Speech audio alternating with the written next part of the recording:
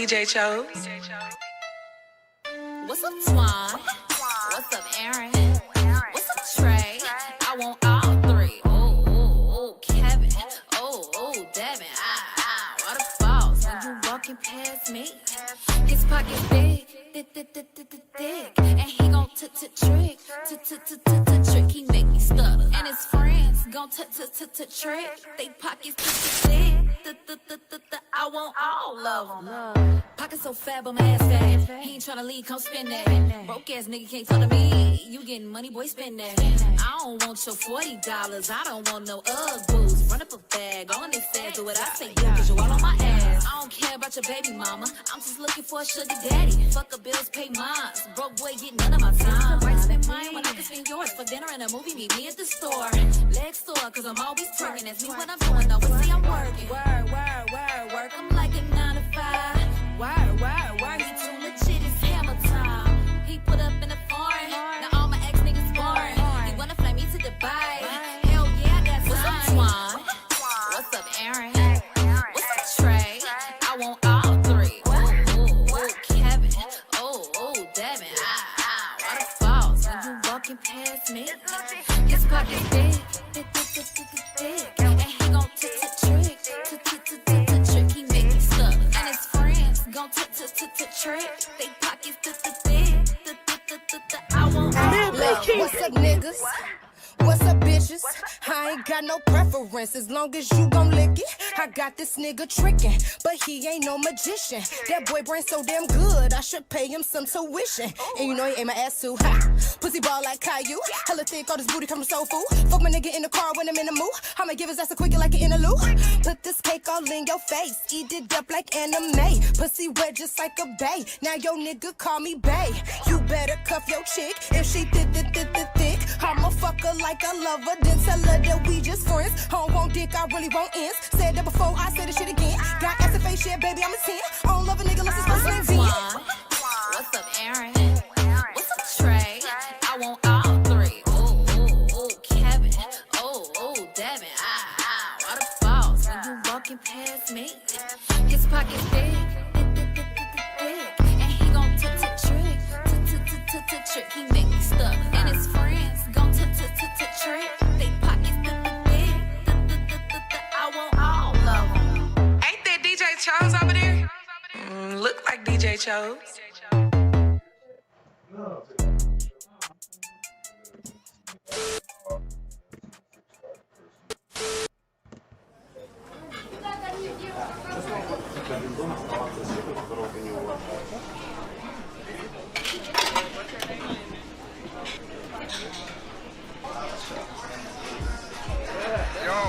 Yo, man. Where you at, man? Where you at? Hurry up, man. We need you to level up, man.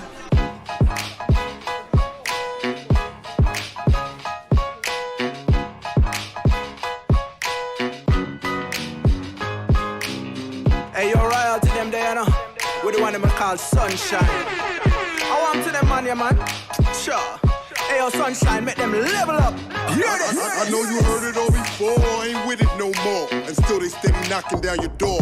Ain't getting yours, you sitting on pause. Them incoming calls, she hitting ignore. Just remember, with new levels comes new devils. It'll turn you to a savage, a true rebel. Yeah, better get clever with them pickup lines, or you could kiss her with the sun don't shine. Get it? Time out, get in your bags, ain't talking her mass. Never level up, and get in her class. Red bottom kiss, stilettos now bezel the wrist. You done know there's levels to this.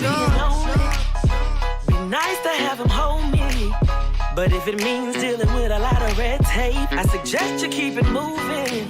I wanna hear you say my name, just because the day is Saturday, and stay in bed with you all day, and make love every time you touch me. Wait, now I know that every day won't be perfect, and I know someday my nerves you gon' work them.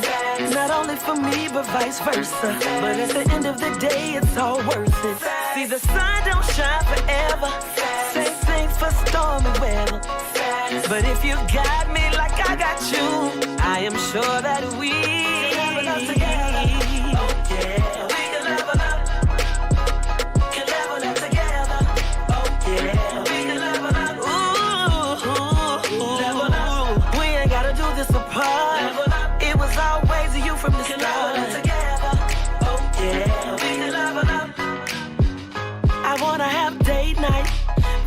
wanna go to the movies.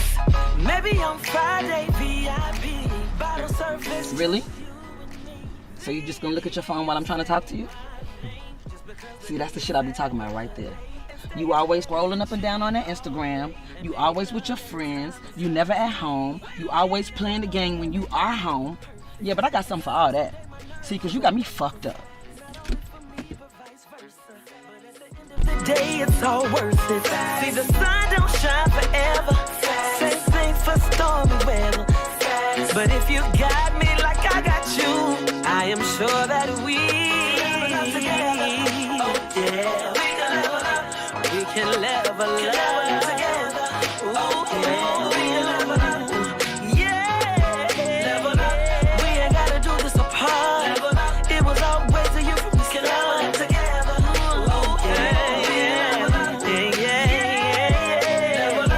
We ain't gotta do this apart. It was always a you from the start. Together.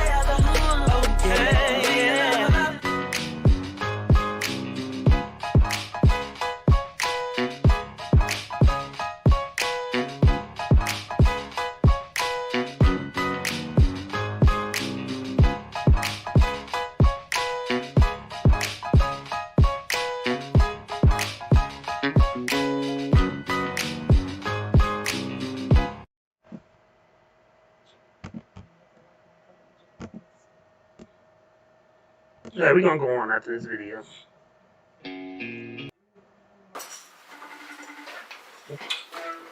Good, bro. Shit just touched down, man. There's other video, man. But the spot? Oh, that's a bad. I'm gonna slide that boy, yeah. Definitely. Oh, that's a bad. I'll see you in a minute. First one, when I actually played the first one.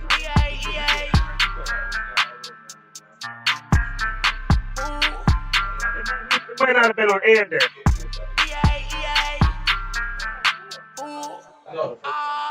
Put me in the game like EA. Watch me running money up like CJ.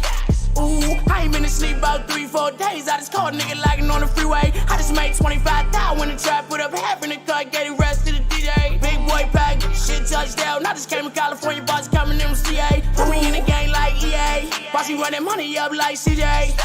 I ain't been asleep about 3-4 days. I just caught a nigga lagging on the freeway. I just made 25,000 when the trap put up half in the cut, gave the rest to the DJ. Big boy pack, shit touchdown. I just came to California, boss coming in with CA. Put me in the game like EA. Watch me running money up like CJ.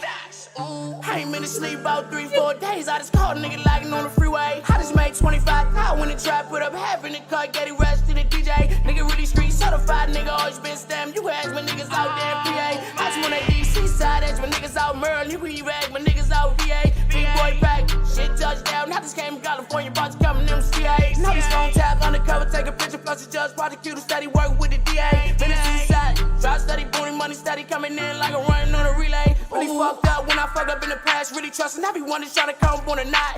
Only thing a nigga really never fucked up was the re-up in the money that was put into the pot. I'm a hard cold, never trust none of these niggas. I just seen their paperwork where I know they really high. I can give a fuck with a bitch nigga guy. He ain't never spent a minute, he ain't coming to the spot. Put me in the game like EA. Watch me running money up like CJ.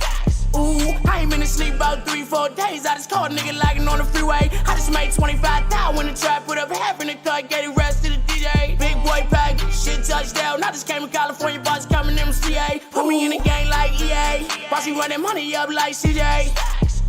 I ain't been asleep about 3-4 days. I just caught a nigga lagging on the freeway. I just made 25,000 when the trap put up half in the cut, gave the rest to the DJ. Big boy pack, shit touchdown. I just came to California, boss coming in with CA. Ooh.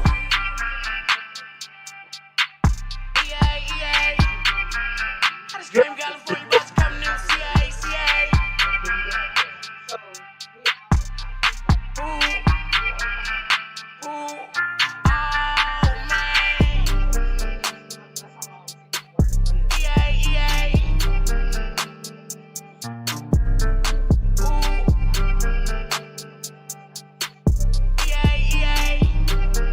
ooh, oh man. EA. Ooh, EA. Ooh. Yo.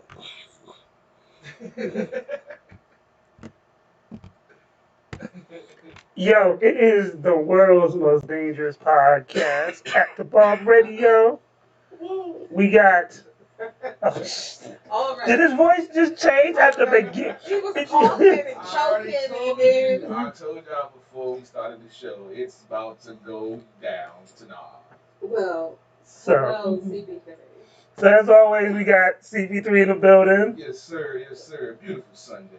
Lady Antoinette in the building. Hello, hello. I know CP3, you're going through grill withdrawal because I know you really wanted to grill today. Bro, you don't know how many customers I talked to. I'm like, man, it's a beautiful day to grill, man. I can see myself. Oh, on the you grill. was Man, I was like, but I sold the car, so.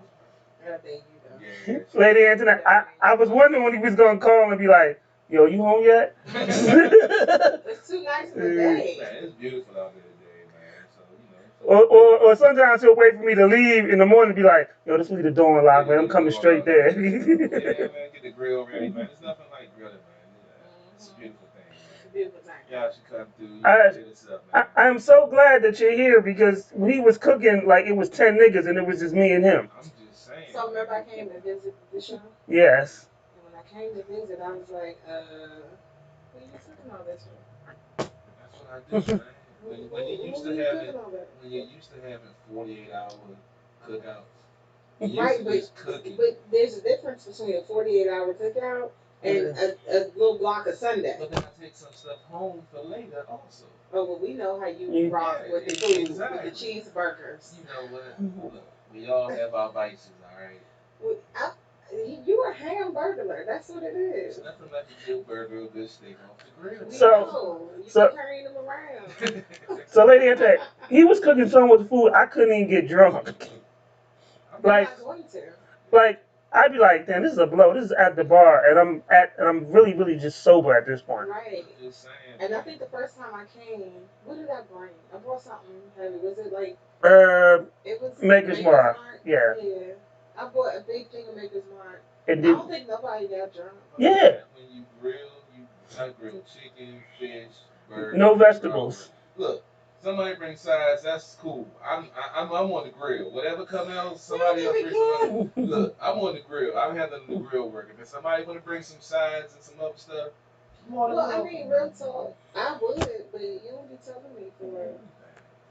You don't be telling me. I start letting you know because I work most Sundays when I do get a chance to get off, and it's nice. Yeah, I make the point to not work on Sunday. I come here. This is my version of working on a Sunday. I can't stop Yeah, I know. But I'm grinding right now, so I'm trying to stack some things. So, we got a lot to talk about. We got a guest calling in, DJ Nasty Nice, from the Coalition DJs. Nice name. Beats come in number 2. Hey, You dog, you really look the part. That's when you want to grind. I left my change of clothes at home. Or did you rob somebody on your way here? That's just the way you look. But the whole time, no. This is called finally you not faking for the camera. I'm gonna let y'all know now. This is what we see when it comes to when the lights come on, CP3. it's a different ball game. See, I only do this, you know. So, ladies, get a good look at all them tattoos. Them tattoos look familiar. If them tattoos look. All them identifying marks. I mean, if them tattoos. I have done no wrong. If those tattoos look familiar, and you got a son with anger problems and bad feet. Put him in therapy first. Call this number. Bald at one and only wants to wear white beaters. Call us immediately. We can help you out. He been bald at one. Been bald his whole life. Yeah. Starting to grow a goatee. At 5. Doesn't can't stand basketball, but loves hockey. And football. All violent sports. If he don't watch sports, he ain't. Trying to figure out why your baby only wants to wear that white beater. Little nigga 1 year old in a white beater. And some slides. He 1 year old in a white beater, some slides, and some temporary tattoos. Got Spider-Man all down his arm. We ain't gotta go to more. You are the father, nigga. I couldn't even deny that. I look at him chinky eye. Come on, bro. If your baby keep putting a burger in his diaper bag, Oh yeah. Hey man, it's called Be Prepared. I know I'm coming to the bar to drink. I'm gonna have some food from something we're talking about before I leave. Bruh. I pull a burger out of my bag. Let me be, alright? I can't help but to laugh. So some days it's a gun, other days it's a burger. It's all for safety's sake. You be like, you need something? Oh, no, I got a burger in my bag. What? Look, man, I'm an ex-Boy Scout. What'd you do? Prepared is my mom. I ain't never heard that in the Boy Hey, Scout. man, Put you a never burger know. in your bag. You never know what might happen, man. I might have my bag might get lost or something. Yeah, Your bag gonna get lost. Well, your burger gonna be lost. I'm just saying, I might get lost and I have my bag with me. Yeah, but then all the animals gonna hunt you down with your burger in your bag. I mean, what do you do? Do like a drive-by? You like do like a drive-by hold up? Nigga, give me I want a double cheeseburger. Nigga, I told you with cheese, nigga. Nah, there's no cheese. I'm lactose. And when you go to, let me let y'all know, ladies, if you remember a guy, like he had you at McDonald's ordering a whole menu, and you ain't see him eat all that drink, it's probably in his bag. I can guarantee it's probably CP3. Man, the dollar menu be saving niggas like CP3, then hungry and the dollar menu there, bro. You can rack up. you know their secret menu. You do the secret code. Man, them late night runs, man, when you can't go to sleep, You got 24 hours calls. McDonald's, man, you gonna get the joint, man. You got the little secret little. They be like, oh, that's CP3. We got him. We got him. We got the bag ready. We already. You like, can I have my usual? They already know, man. He's like, burger in the backpack? Yeah, we got you. You know how some celebrities had their own meal? Like Quavo had his own Popeyes meal. Travis Scott had a McDonald's. Nigga, they got the CP3 meal. Burgers in the backpack. Yeah. Instead of the little Happy Meal thing, the little Happy Meal thing, it's gonna be a little book bag for all the kids. Yep. For all your kids. And it comes with weapons. Yeah, exactly. That's in the little plastic. I dream my day. Like, mommy, I got brass knuckles. Mommy, I got brass I knuckles. got a taser. You know, the taser's coming in. See, you know what? They got a little shirt. The grandpa has a little shirt that says security. Yeah. Oh, that'd be so cute. Yeah, I think I'm retiring from the security game. The club's supposed to be opening back up next week. So you ain't about that life right now? That's the way I'm doing. I'm trying to sell some cars, man. And I ain't got to fight nobody. Right. Physically, anyway. But you know, that's gonna cut off your access to a lot of these women out here. You okay?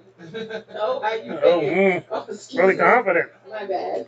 Different markets are opening. Oh, Okay. okay. All right. Different Would you- market. You're just switching over to something else. Yeah. CP Pimp, what you got for us in sports? Oh boy, oh boy. Let me pull the track up before What? show. Because we've been talking about some other stuff. I know the March Madness has started. Don't even get me started. I'll let Lady Antoinette, she's probably been following it closer than I have. I know Robbie and the It's some NBA upsets. It's some Yeah, I upsets. heard all the brackets have been busted. It was some upsets today. So I wanted my team, the Norfolk State University Spartans. I wanted them to upset Gonzaga, but unfortunately that didn't happen. But I'm still Spartan for life, green and gold. But yeah, it's no, we don't have enough time to talk about March Madness. I feel like it's too much. It's crazy. it's, I'm not as you mentioned, I'm not a basketball fan. I'm definitely not an NCAA fan. I understand that. So I try. It goes deep. Apparently. Yeah, it's political. But the tournament. So your one grudge takes over against all of the NCAA? No, he's saying this. I know why you're saying it, but I want to say that right now the players are fighting for their rights. Everyone who is a fan of NCAA, they understand that the players that can't get paid off of their likeness and things like that, they are still fighting for that, and they're making a big push right now. So. Yeah, so But the school gets paid. Huh? The school gets paid regardless. Yeah, the school. A lot of people make money off of these college players. They're making big money. The coaches make money off their contract. They make money off the radio shows they do. They make money off of the TV shows they do on those shows. But if a kid signs an autograph and get $50, he gets in trouble under the scholarship. Right. And then you got the video games with their likeness that they're making millions of dollars off of. And They're not getting the they cut can't of. get that. They're not getting the cut of, and then they talk about where you're getting a free education. Let's think about that. You have folks graduate with degrees that can't get a job in their own field, and then are in hundreds of thousands of dollars of debt, trying to pay it back, working 2, 3 jobs is beneath what they're supposed to be doing. Right. Because our educational system isn't up to par with other places. They say 1% of college athletes make it to the pros. Yeah. 1%. But how much money is being made off of those same percent of kids that don't make it? You know what I mean? Yeah. 99%. That's big. And you making big money, especially in March. We're talking March Madness. That's a lot of money. So I understand CP3 saying it's political. Why he doesn't? You know, we have to get CP a segment called CP3 Soapbox. Right, because he got a lot to talk about. Right, I was going to say, which soapbox is he going to step up on? You know what I mean? Definitely be a whole show right there. Right there. Right there. I just picture him with a soapbox and a gun. You gonna listen? I said listen. Right. I said what I said. You want to hear what I say? See, here we go. What else you got for us in sports, CP3? Watching the football team made some splashes in free agency, signing Curtis Samuel, one of the highly touted wide receivers coming out of Carolina. He signed a 3-year, $34 million deal, I believe. They signed the cornerback William Jackson out of Cincinnati, rated as the top cornerback in the free agent class. I mentioned they signed Ryan Fitzpatrick. A lot of fans are really upset about it, but it's a move that makes sense. It's a 1-year deal, $10 million with incentives, $12 million. He's not the long-term answer, but he's been playing better towards the end of his career. Yes, he's played for a lot of teams. Yes, his TD to interception ratio isn't nothing to talk about. But like you said, he's playing better. The older he's getting, he's only a 1-year contract. Still have Henneke, still have Allen. We're going to break that down in the off season when we come back from season 6 and Sports Radio podcast. So you got something monumental happening tomorrow. Yeah, we're having the ending of season 5. We always take a week break after another season. It was shortened due to COVID. We only had 35, I believe they brought it to 36 episodes this season. Normally we have more, but we appreciate you guys tuning in on the content. We cracked over 2,000 likes and getting more follows. We're trying to get our Twitter page up more, trying to get more posts out there. There's so much going on. There's so many different platforms to try to keep up on. I'm looking for an intern still. If anybody's interested, hit me up, please. You looking for a male or a female intern? Female would be good. I bet it would be. I will. I can learn you a couple of things. All right, Bill. I ain't slipping nothing to nobody. I won't be doing I stuff. said Bill. I was talking about the other Bill with his intern. Look at you. I mean, because that's the most recent Bill. Yeah, but he ain't had nothing to do with nobody's intern. The other Bill. Something you need to tell us? Is it guilty conscience?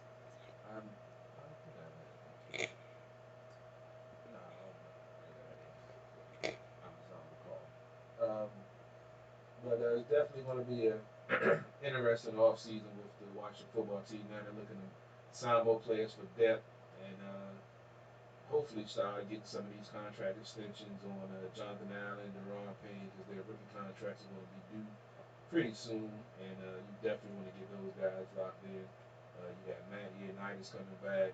They're still looking for a linebacker that can cover better. Might be getting that through the draft. They're still going to draft a quarterback, so y'all relax and chill on the quarterback thing. There's always going to be a quarterback controversy in this town. Yeah. Always. Always. I mean, going back to the Sonny and Billy days, it's always going to be some type of controversy. How old were you? How old were you? In bullet years. I wasn't born yet. You sure? I don't But sometimes you act like you look extra old. I mean, I've always hung out with older folks, so I feel like I have more knowledge and wisdom that maybe I should have at my age, and I do sound old sometimes because they might be old, but they know what they're talking about because they've been there, done that. Right, but you like the grumpy old. You got your moments where you look Yeah, up to. it depends. Especially if we brought in an artist, right, that was mumbling, Oh, that had skinny jeans and they were sagging a little bit, your old man would come out. no, I wouldn't say nothing unless. Your grumpy old man would come out. I don't care what you say. Nah, I'll be able to. As long as he'd be sitting behind the table, so I won't have to see the skinny jeans. Because if I saw him on the air, yeah, I might have to say something. I'm sorry, it might just come out. I mean, that's his preference. Why you gotta judge him? I ain't judging him. Cause I'm he just grumpy. asking how come you got him minus that 7 tube in it? Wow. See. That's all I'm saying. No, Is that what we doing? You All missing day this show? You missing, and this is how you gonna sell beats just because you want to talk about his jeans. You should be looking at the green. Right. You know what? Finish your sports, because Yeah. you just went to Montana. That's seven. I mean, I told you it's gonna be a wild show. Clearly. Yeah, clearly. You're determined to make sure it's wild. Of course, didn't I tell y'all we're not gonna be here next week, so I gotta get the crazy yet. Next week out this week. So you just gonna pile it all up at one time? Yeah, right. Okay, next time you say something, just like move over a little bit so I don't get struck by the lightning that's gonna hit you. I just want you to know. I don't want You got any sports, other sports related stuff? Let's wrap up with the NHL hockey. Yesterday, the Capitals lost to the Rangers 3-1. Let's go Rangers. What? The Rangers beat the Capitals 3 out of 4 this year. Yeah, I don't like that.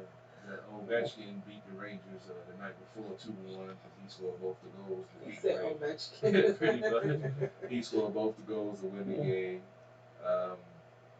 It was a crazy play by Dylan late in the third period. The score was tied 1-1. The puck got dumped into the Capitals defensive zone, and all Dylan had to do was bounce the puck off the boards and get out of the zone. He decides to think he's Nicholas Backstrom or Kuzi or something, trying to make a move.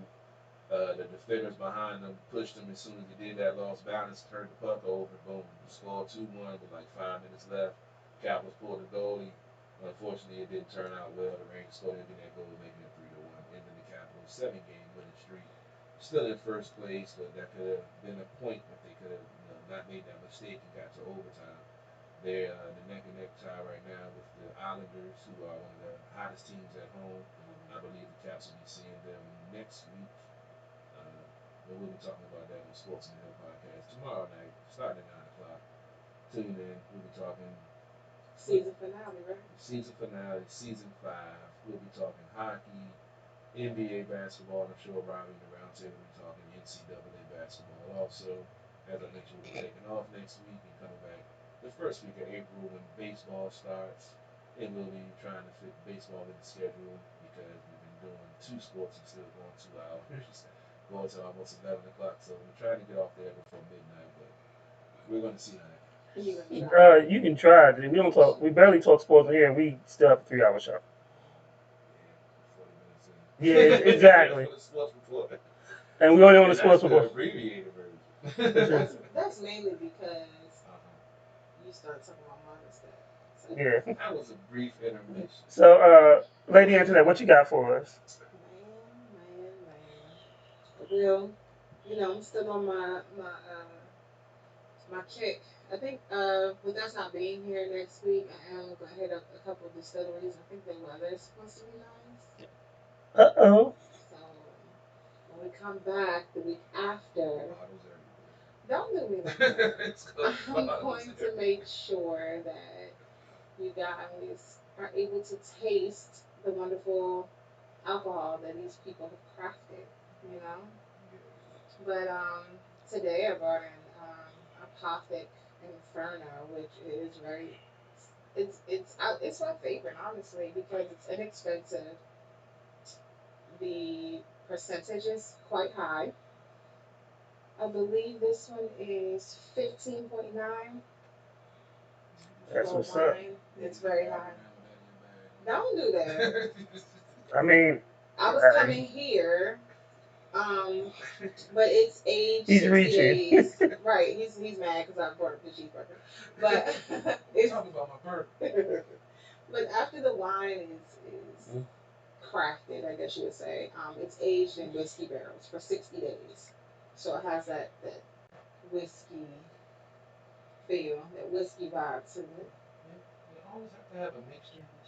No, it's not necessarily. Hey. She brings Okay. different things. But no, but yeah, I I've mean, never heard of because some we of have. these infusions that she It's bought. not infusions. Okay, so you want to talk infusions? Let me tell you, I'm about to bring up one, maybe about a month. I'm gonna bring in my infusion. I have a wonderful company that sends me things, and you can take your whiskey and you can, kind of like when people infuse their water with different things, you can infuse your alcohol with certain things, and that's what I plan to do. So I'll bring that in. I'm gonna make it, and I'm gonna bring it in. We're gonna see. I'm not gonna taste it until we get here. We're all gonna taste it. That's what's up. No. Because if you don't know the results of it, and we just drinking one of your concoctions. No. The process is safe. I know the process, but I'm gonna take Maker's Mark as my base. Why do you? Because that's what I'm talking about. We gonna be fucked. Okay, what's the problem with that? CP3. You know You sound scared. CP3. You behind it? Yeah. CP3. The only person that be fucked up on air. And I know. That's why I'm trying to be. No, you said we. I'm trying to protect y'all because I don't go the fuck off on there. Oh my god. Oh Lord. No, so I'm definitely gonna do that. Just for those who are, new to the show or haven't heard us talk about it. I used to be a bartender and I was a wine consultant, and yeah, so I'm always in the alcohol arena. Not drinking it necessarily, but I'm interested in new and fresh things. Dope. So I got two things on my mind right now. Uh-oh.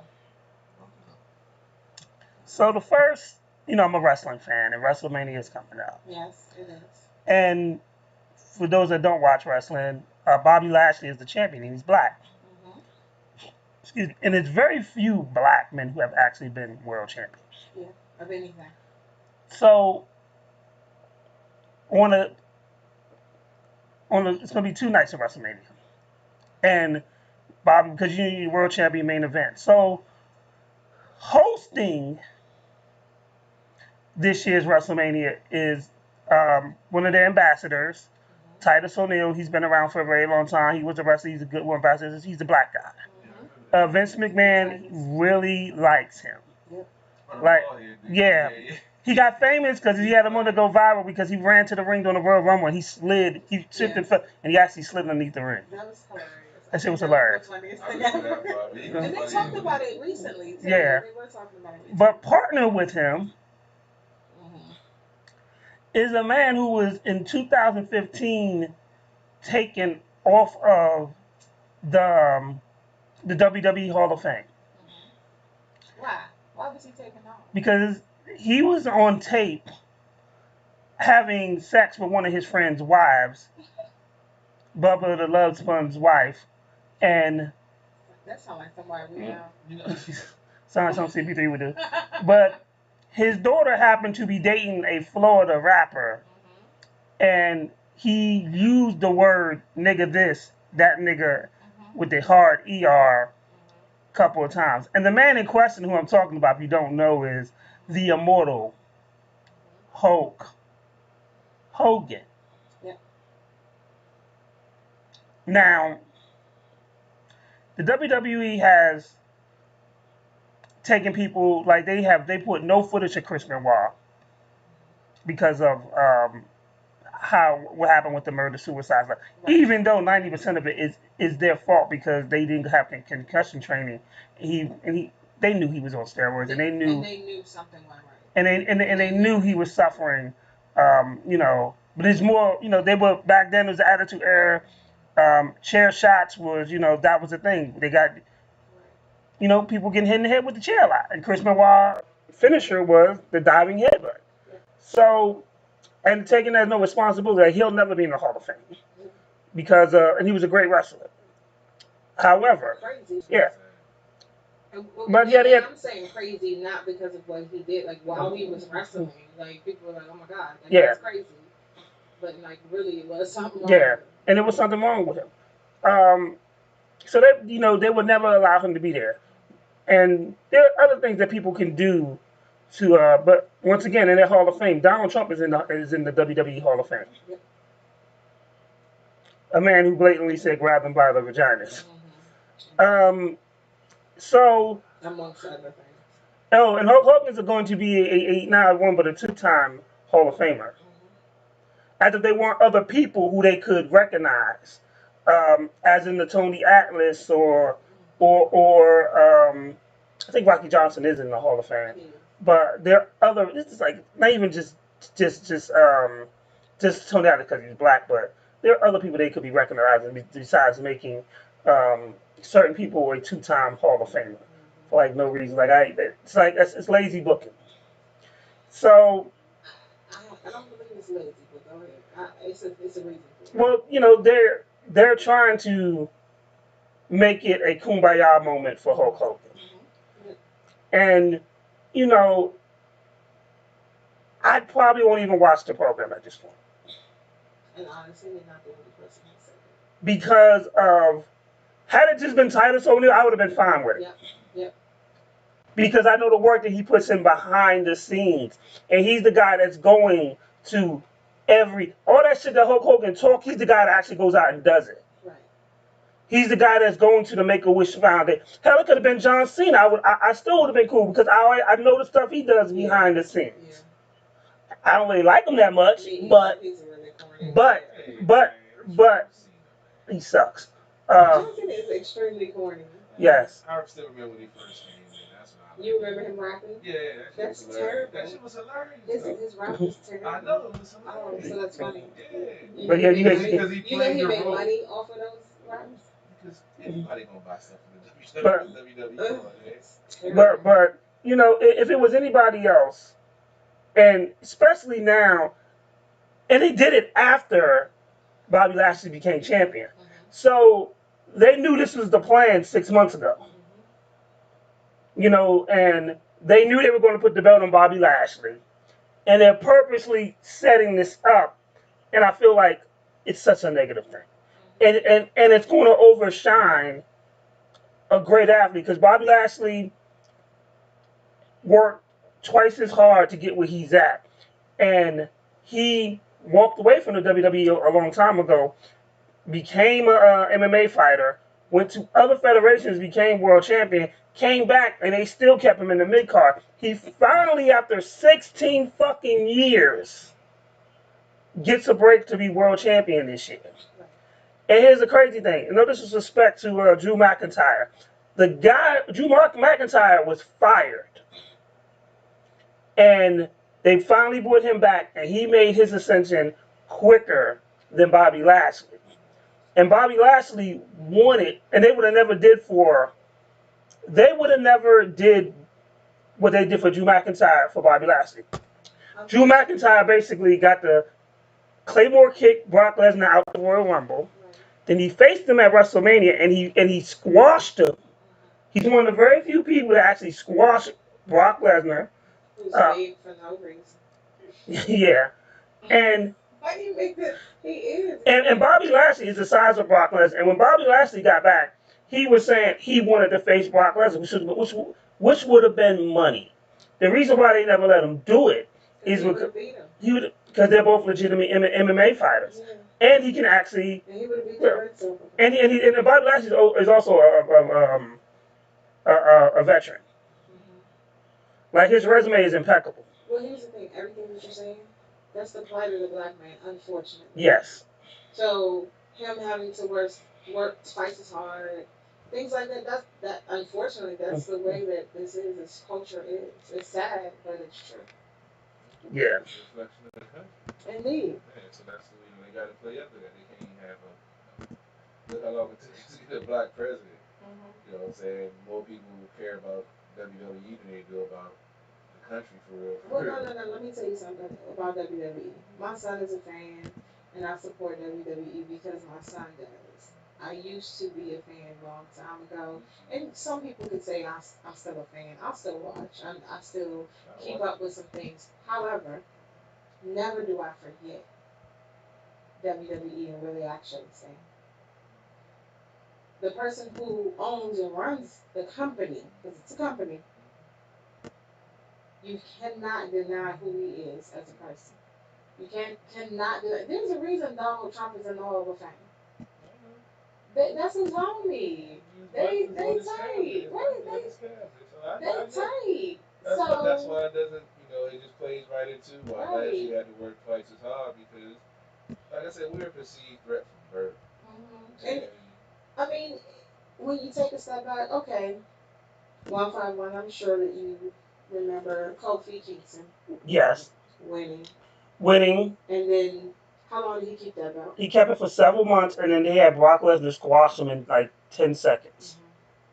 Kofi Kingston's another one. Very long journey. Yep. Kofi Kingston is actually probably one of the most decorated wrestlers. Means he's held almost every belt. The WWE title was the last belt that he did, that he hadn't held. To be honest, you can count on one hand the amount of black world champions. Right. Kofi Kingston, The Rock, Bobby Lashley. But the thing is that that's the way it's set up. Yeah. And I felt like they only gave him a shot because they felt like they had to. They got it because the fans made them give him a shot. That's okay. They felt they Yeah. had to. So Because see, here's the thing about Vince. He's gonna go with the money in. yeah, and the thing about it is Kofi wasn't meant to get the shot. So they were actually going towards a dude named Mustafa Ali who got hurt in the match. Yeah. And then Kofi had such a great showing. Daniel Bryan probably pushed for Kofi because that's how Daniel Bryan does. And he already knows that because the fans pushed for Daniel Bryan. So in turn, he was like, nah. He said basically Kofi, and he wanted to make sure that Kofi won. And it was a great feeling but then Kofi never got a rematch. They took the belt to Monday Night Raw, and he's only been in the title picture once since then. And so, like I said, And you have to know the root of this company. yeah, and the thing is, Kofi Kingston is African. Yeah. So for the first 10 years of the WWE, they had this nigga act like he was Jamaican. Yeah. Oh yeah. And they'd be like, "Oh, you Jamaican me crazy." But they do that. You know.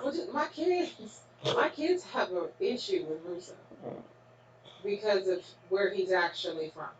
Where is he actually from? He's Russian, but I can't remember where. Oh. But then they say he's Russian. He's not Russian. He's from like Sokovia or something like that. He's not from where they say. Yeah. And they're like, well, why do they always do that?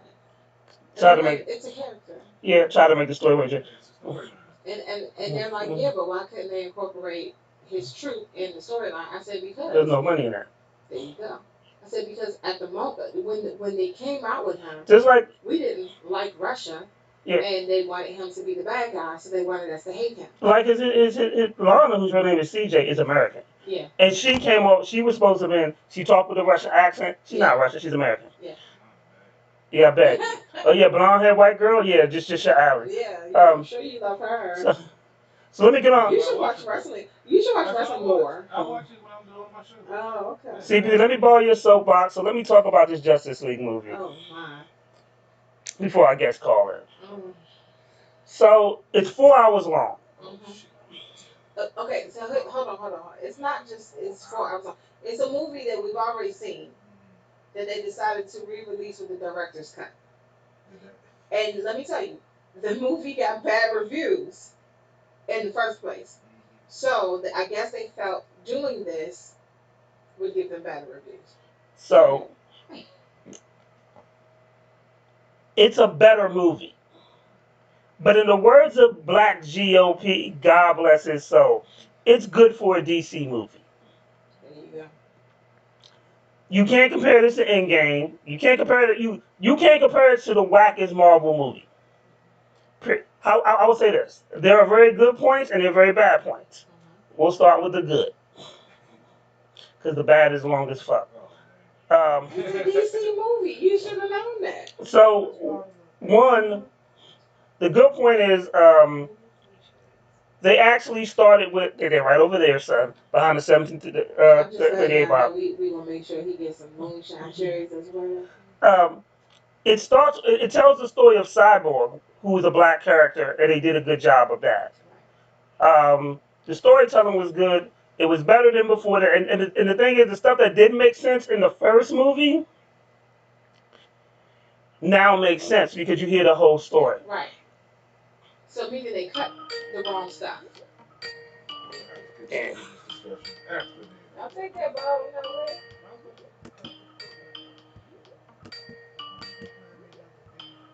Oh my gosh.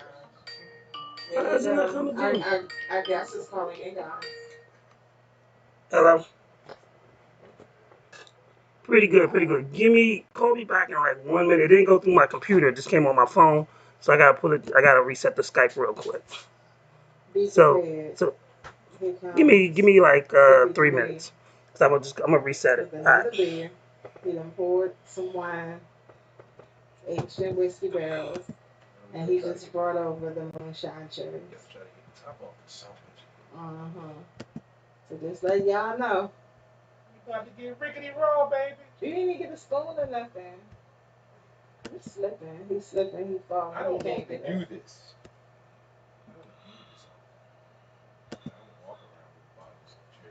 Shout out to Tennessee for providing us with all this lovely moonshine that they have provided over these years in our history.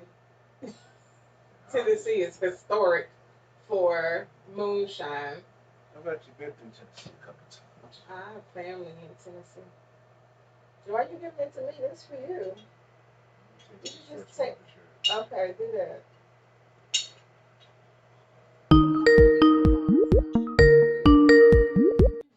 Yeah.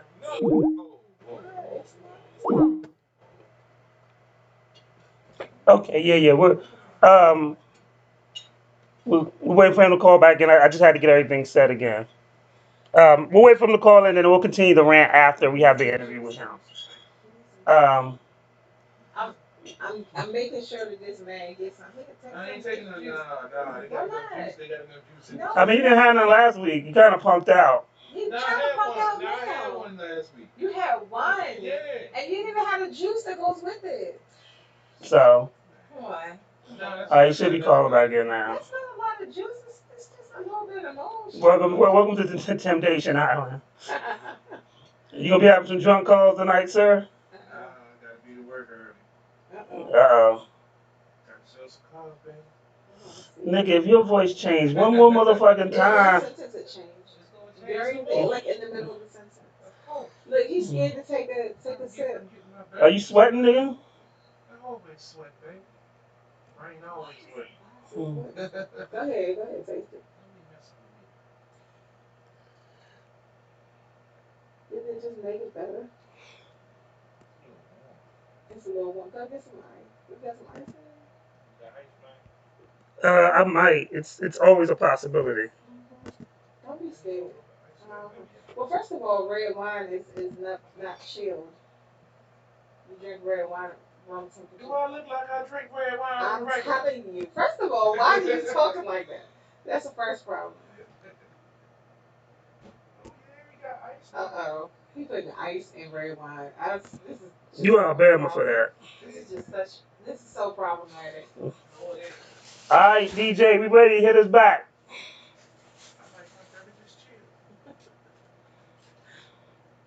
Why? Because your heart's already cold. Icebox where his heart used to be. Oh, Mario. Oh, thug ass Mario.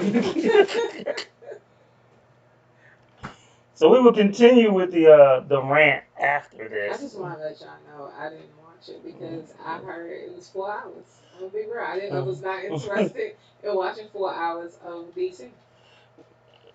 Well, I knew y'all wanted, so I soldiered through it. Like I said, it took 2 takes. I'm sure. I don't even know if I've ever watched a DC. No, I did not watch Wonder Woman. Of course you did. Yes. It was Wonder Woman, and it was women in the movie fighting. I always like Gail Gadot. She was back in the Fast and Furious. What'd you call her? Gail Gadot. You know what I mean? Close. Hey, look, we shoot in the dark here. Like I said, I'm not a big comic book. You just wanted to hit it? Yeah, she did. Yeah. I like long legs, man. Yeah, he said she could get it. He was Yeah, it. she can get it. Who got a better who got a better body than Wonder Woman? Her or Linda Carter? It's old school right there, man. Uh-oh. We all had to crush on the Carter back in the day, bro. She ain't thicker than Linda Carter, bro. Nah, she ain't thinking of the Carter, nah. But you know the background between the two.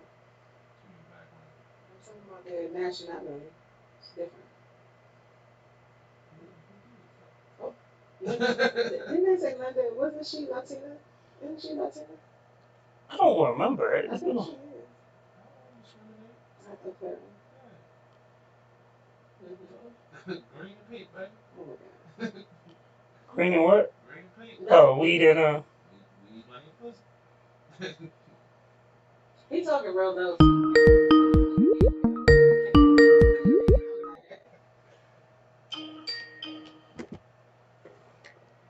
Hello, hello, hello, hello. Yo, what's up, brother? What's going on? What's going on? Welcome to At the Bar. I'm 151. We got Lady Antoinette in the building. Hello. We got CP3, gunman number 2. What's going on, fam? What's going on? What's up? Man? Same old cooler, man. No days off, man. Stay at this music grind, bro. That's it.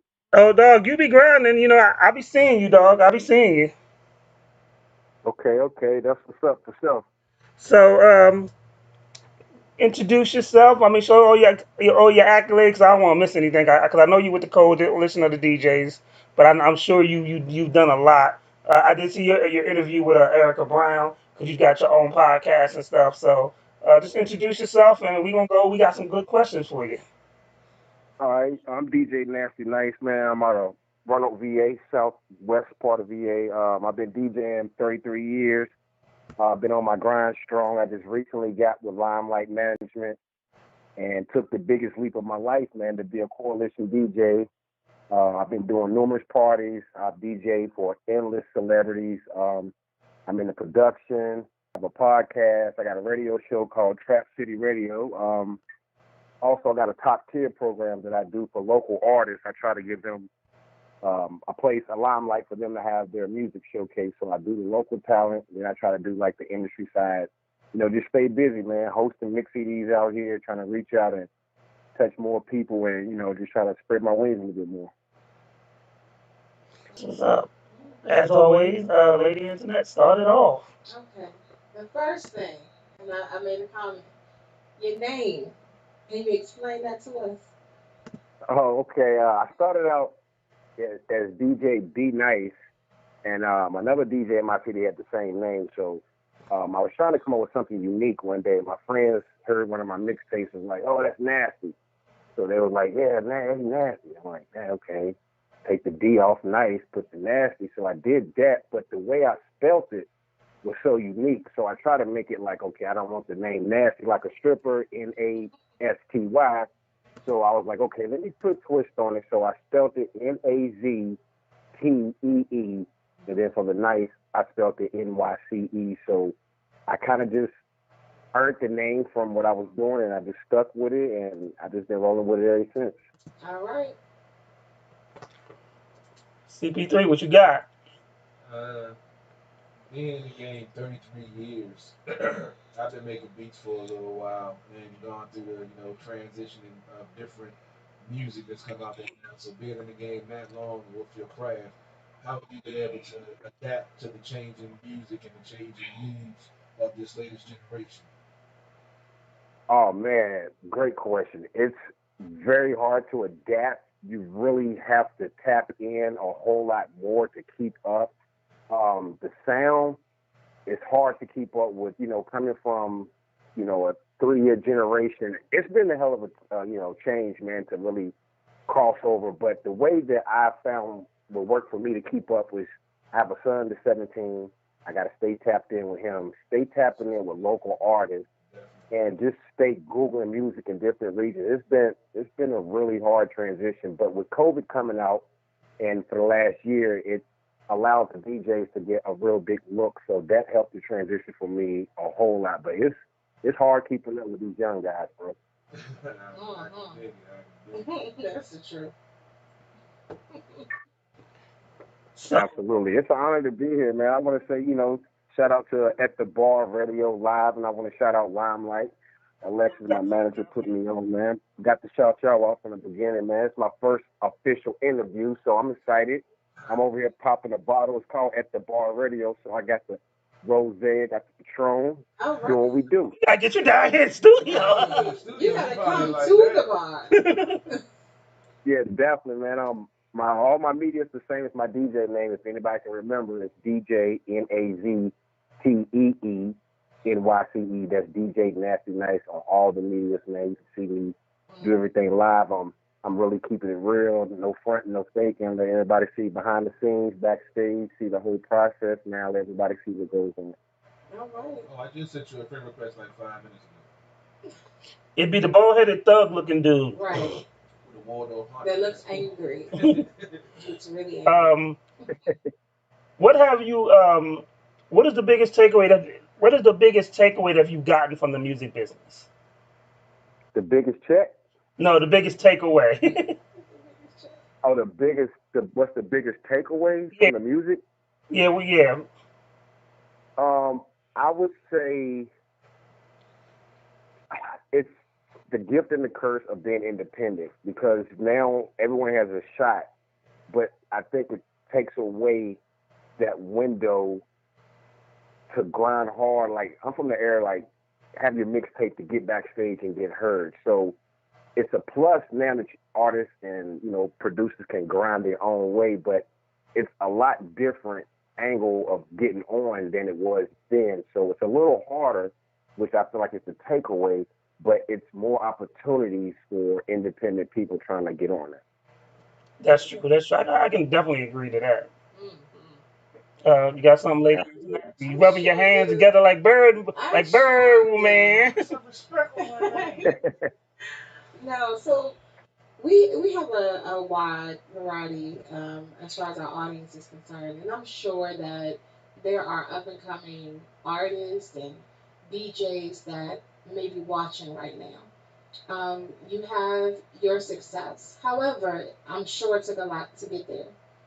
Tell us about your most difficult time in the industry and how you overcame that. Wow. I've been the underdog in my city for so long. The way to overcome it is to really grind hard. Even though you may feel what you're doing is correct, sometimes learning the business aspect of it more and understanding to get to the next level. I mean, I've been to the point where I was about to give up. I've invested almost every dollar I've had in DJ equipment. It's very hard getting on the grind process. I was told to stop doing what I was doing. I had too much energy, and I stuck to my guns, and it paid off. I mean, I was like literally the last 4 months, no job, crashing in my car in between places, staying my girlfriend, my mom's house, and things was not looking good, and I kept grinding. I never lost my intensity and my passion for music. And then all of a sudden, boom, I came through, the coalition hit the table, and she said, hey, I see you grinding, you're working hard. So I stayed at it when I had 1 follower. I stayed at it when I had no followers. I just kept the grind. I think I loved it so hard. The love finally paid off. I mean, man, 30-some years later, I never would have thought I would be a coalition DJ, nor doing a radio interview. So just grinding hard. You just got to keep putting your foot down and stay in the trenches and go hard. And you have to network. You have to open up to different stuff and more people. Yeah, I hope they hear that. You got to keep pushing. That's what I love about these interviews, because you got so many people who think it happens overnight. Right. No way. Yeah. And then you got so many people who have one bad thing happen to them and they want to give up. Absolutely. I put a post up last week and it says, sometimes success comes with stars. Like, you going to have to work, and I can feel you because, before I had opportunity to bring At the Bar back, roommate put me in a bad situation. I was homeless for about a year. Sleeping on the floor of my mama's house. And, My job had fucked me over, cut my paycheck by $3. I was frustrated and I was lost, but I still had my vision, and that's what kept me through everything. And now we here. We got CP3. We got Lady Antoinette. CP3 changes his voice in 6 times a show. Every time. What's wrong with that? Yes, man. And you just gotta hustle for it. You got a question? Yes, it's hard. I did. I got caught up in that question there because I met you, man. I forgot what's going He threw you all the way off. Yeah, I got caught You up got in to take these moonshine cherries. Hey, I tell you what though, doing what we do to be involved with the music, man, you really have to have patience. This is the same odds as playing the lottery. Some people want to miss and not get nothing. Some people can get a little bit. There's going to be the winner to get the jackpot, but there's still a lot in between. It's like playing lottery, man. You really got to be in it for the long haul. I mean, if someone makes it overnight, you're the first lucky one. I love to follow your ways and mentor me if you make it overnight, but it's a hard thing to do, man, from producing, podcasting, radio hosting, management, anything. I mean, it's 100 different ways to, get paid in this music industry. And it's tough, man. It's a lot harder now than it ever was, because now you have, say if you got 10 million people that are listening to music, you got 9 million people that are involved in music. So now there's more people working in the music than there are fans and consumers. So to make it is hard. You're competing with your next door neighbor and the guy down the street, man. It's hard. You really have to be unique. I always feel like the people pick you. You can grind hard as you want and have everything in place. If the people just don't clinch to you, you got to keep going until they do. And that's the hardest thing, to get the followers and get their support. Is hard. Nobody's just going to support you at all. Do not look for it. It's not going to happen. Get out there and get it. I was just having that conversation with somebody the other day, and she's a singer. She's also an entrepreneur. And she was like, well, my family don't help me out. They don't support me. They don't do this and that. I said, they're not supposed to. I said, if you looking for them to do it, it's not going to happen. I can count on one hand how many of my family members came to one of my shows, or my nephew, who's my artist, show. And the thing is, when you have a product, if you have a T-shirt, what does your family say? Oh, just send me one. Not I'll buy one. And here's the thing. Once upon a time in my life, I was guilty of that too. So I don't want to act like I'm preaching, and I ain't on the high, because I was guilty of that too. One of my cousins out in where's that? San Diego. He was doing these great things. I was like, oh, send me a shirt. And then he sent it to me, and he sent me the price. And I was like, dang, he just ain't gonna send it to me. But then I had to think about it. I do music. I do all these other things. And why would I not pay him? See, if you want your stuff to be treated as value, you got to value other people's stuff as well. Absolutely. I support all the time, man. I support people just because I don't even care what they're doing, because I know how important it is to have their support. Absolutely. I agree with that 100%. That makes you grind harder, though. And something else I want to add in there, too, man. The artists need to understand the DJs are definitely getting back more in the loop. We've been the people that break records, but now it's becoming very important again. And I think artists need to understand, hey, get with DJs, especially if you don't have no buzz. You need to tap into every single DJ, every single station. That's just the move, because at the end of the day, some of the DJs need the artists, and more importantly, the artist needs the DJs, especially if they're DJing in the club, in their back. If they're spinning anywhere with any type of following, all artists must tap in with every DJ, whether they're popular, famous, or anything. Just always network with the DJs, because we're constantly trying to put ourselves in position, which puts the artist in position. So I think a lot of artists need to really understand that, hey, get with the DJ. I'm going to tell you like this, because I know Sleep. I met Sleep a couple years ago. I was going to the DA long before COVID, the DJ coalition events in the DMV out in DC. So I met Sleep before, um, and I've been to a couple of coalition of DJ events. So I'll tell you like this, because Sleep is the president of the DJ Sleepy. He's the president of the DJ coalition in DMV. But I like how they evaluate because they go around the room because here's the thing: a lot of artists don't know how to make music. Yep. Making a song and making music is something totally different. Absolutely. Oh my gosh, say that again for the people in the back. So, and they need their input of a DJ to tell them, like, hey, this is what this song does if I play it here, and if you don't have the right song, you can't even perform it right. So it's you struggling over there, bro. But so and that's what one of the biggest benefits of the coalition of the DJs does. I'm glad they're even doing it on Zoom because, like I said, a lot of artists don't know how to make music. Right. You have it here. And they listening to their homeboy who got 3 cents in his pocket and none in his head. Right. The same person not supporting you. Exactly. That shit fire. But they won't even go download it when it's on Spotify, iTunes, SoundCloud. Like I just put a post up today. Have you downloaded anybody's indie artist today? Just random. I randomly down. I got an indie playlist.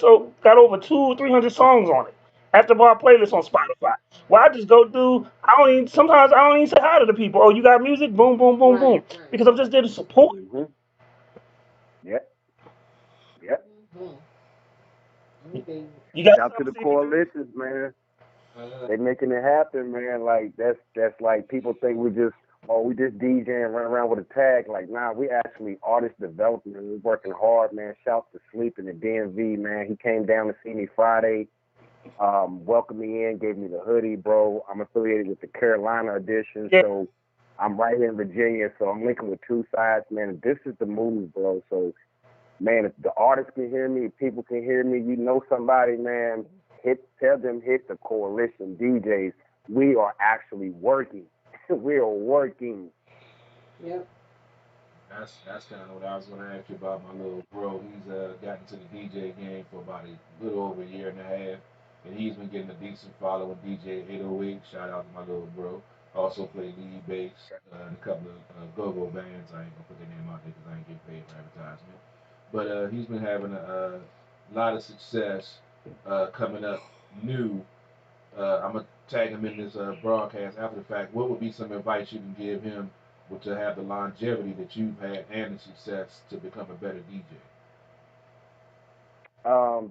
Tapping in, networking, really staying in tune to what's really going on sometimes.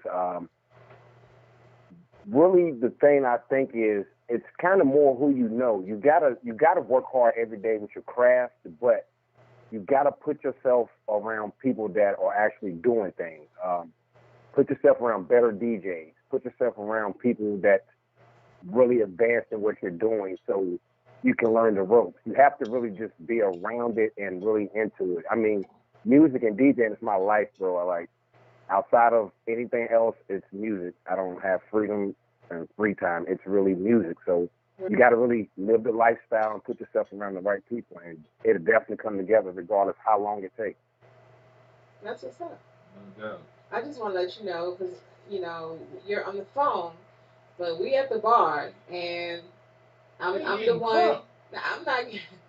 You were talking, and I'm sitting here, and I'm next to CP3, and I thought he died. I really did. Like a whole shot of moonshine. I have moonshine cherry. See, we need you to come on through because you sound like you got your stuff at the bar, but you need to come here. He has a podcast. We need to go there. Yeah. I mean, I right. Give me a date. Give me a date. I'll pull up. Give me a date. It's nothing. I love to move around. I love networking. Just let's go. I'm ready. Bet. Well, we're gonna do it, and So you know what? So this is what we're gonna do. This is what we're gonna do. We're gonna give you a date, and we're gonna do something nice when the weather breaks. All right. Since it's out, Okay. because CP3 loves to cook, Throw some food in the grill, baby. Mm-hmm. and we'll, Okay. we'll, And, we'll I'll bring something to drink. Some spirits. and and and Okay. and not only that, but then we'll also invite a couple of artists, Right. like maybe three or four Okay. artists to perform, and we can actually, you know, critique it, talk about it, or whatever. A couple of videos. Facts. I'm with that. Yo, I'm with that. Love, love. I could bring a couple artists if you need me to. Oh, you can bring Yeah, some I'm with artists? that. Oh, bet. You can even do that too because Oh yeah, I'm loaded. I I'm love loaded. talking to artists I've never talked to before. Right. No, CP3 wants you to bring Yeah, some video some video girls. girls. Definitely. Yeah. I like to take what I got going on is a top tier program. I take 32 artists. I give them 1 minute apiece. People vote for them on my media. The most votes advance to the next round. And I like to take my next series that I'm starting tomorrow and maybe take the final two guys and used to be two good contenders to maybe come up when we do something. I could take the winners from, what I'm doing already. So I run about 40, 50 artists a week. So it boils down to who's the best. And then I could probably take some of these winners. Hey, I got another platform for you. This is location, boom, boom, boom. That sounds like a plan, and we may even have something nice for them too. We may even give them a at the bar T-shirt or a Sports on the Hill T-shirt, Okay. something like that. I'm with it. I'm with it, man. I'm with it. Make it happen. The sooner the better. I'm ready. I'm hungry. I'm starving. Let's get it. At the Bar Radio Live.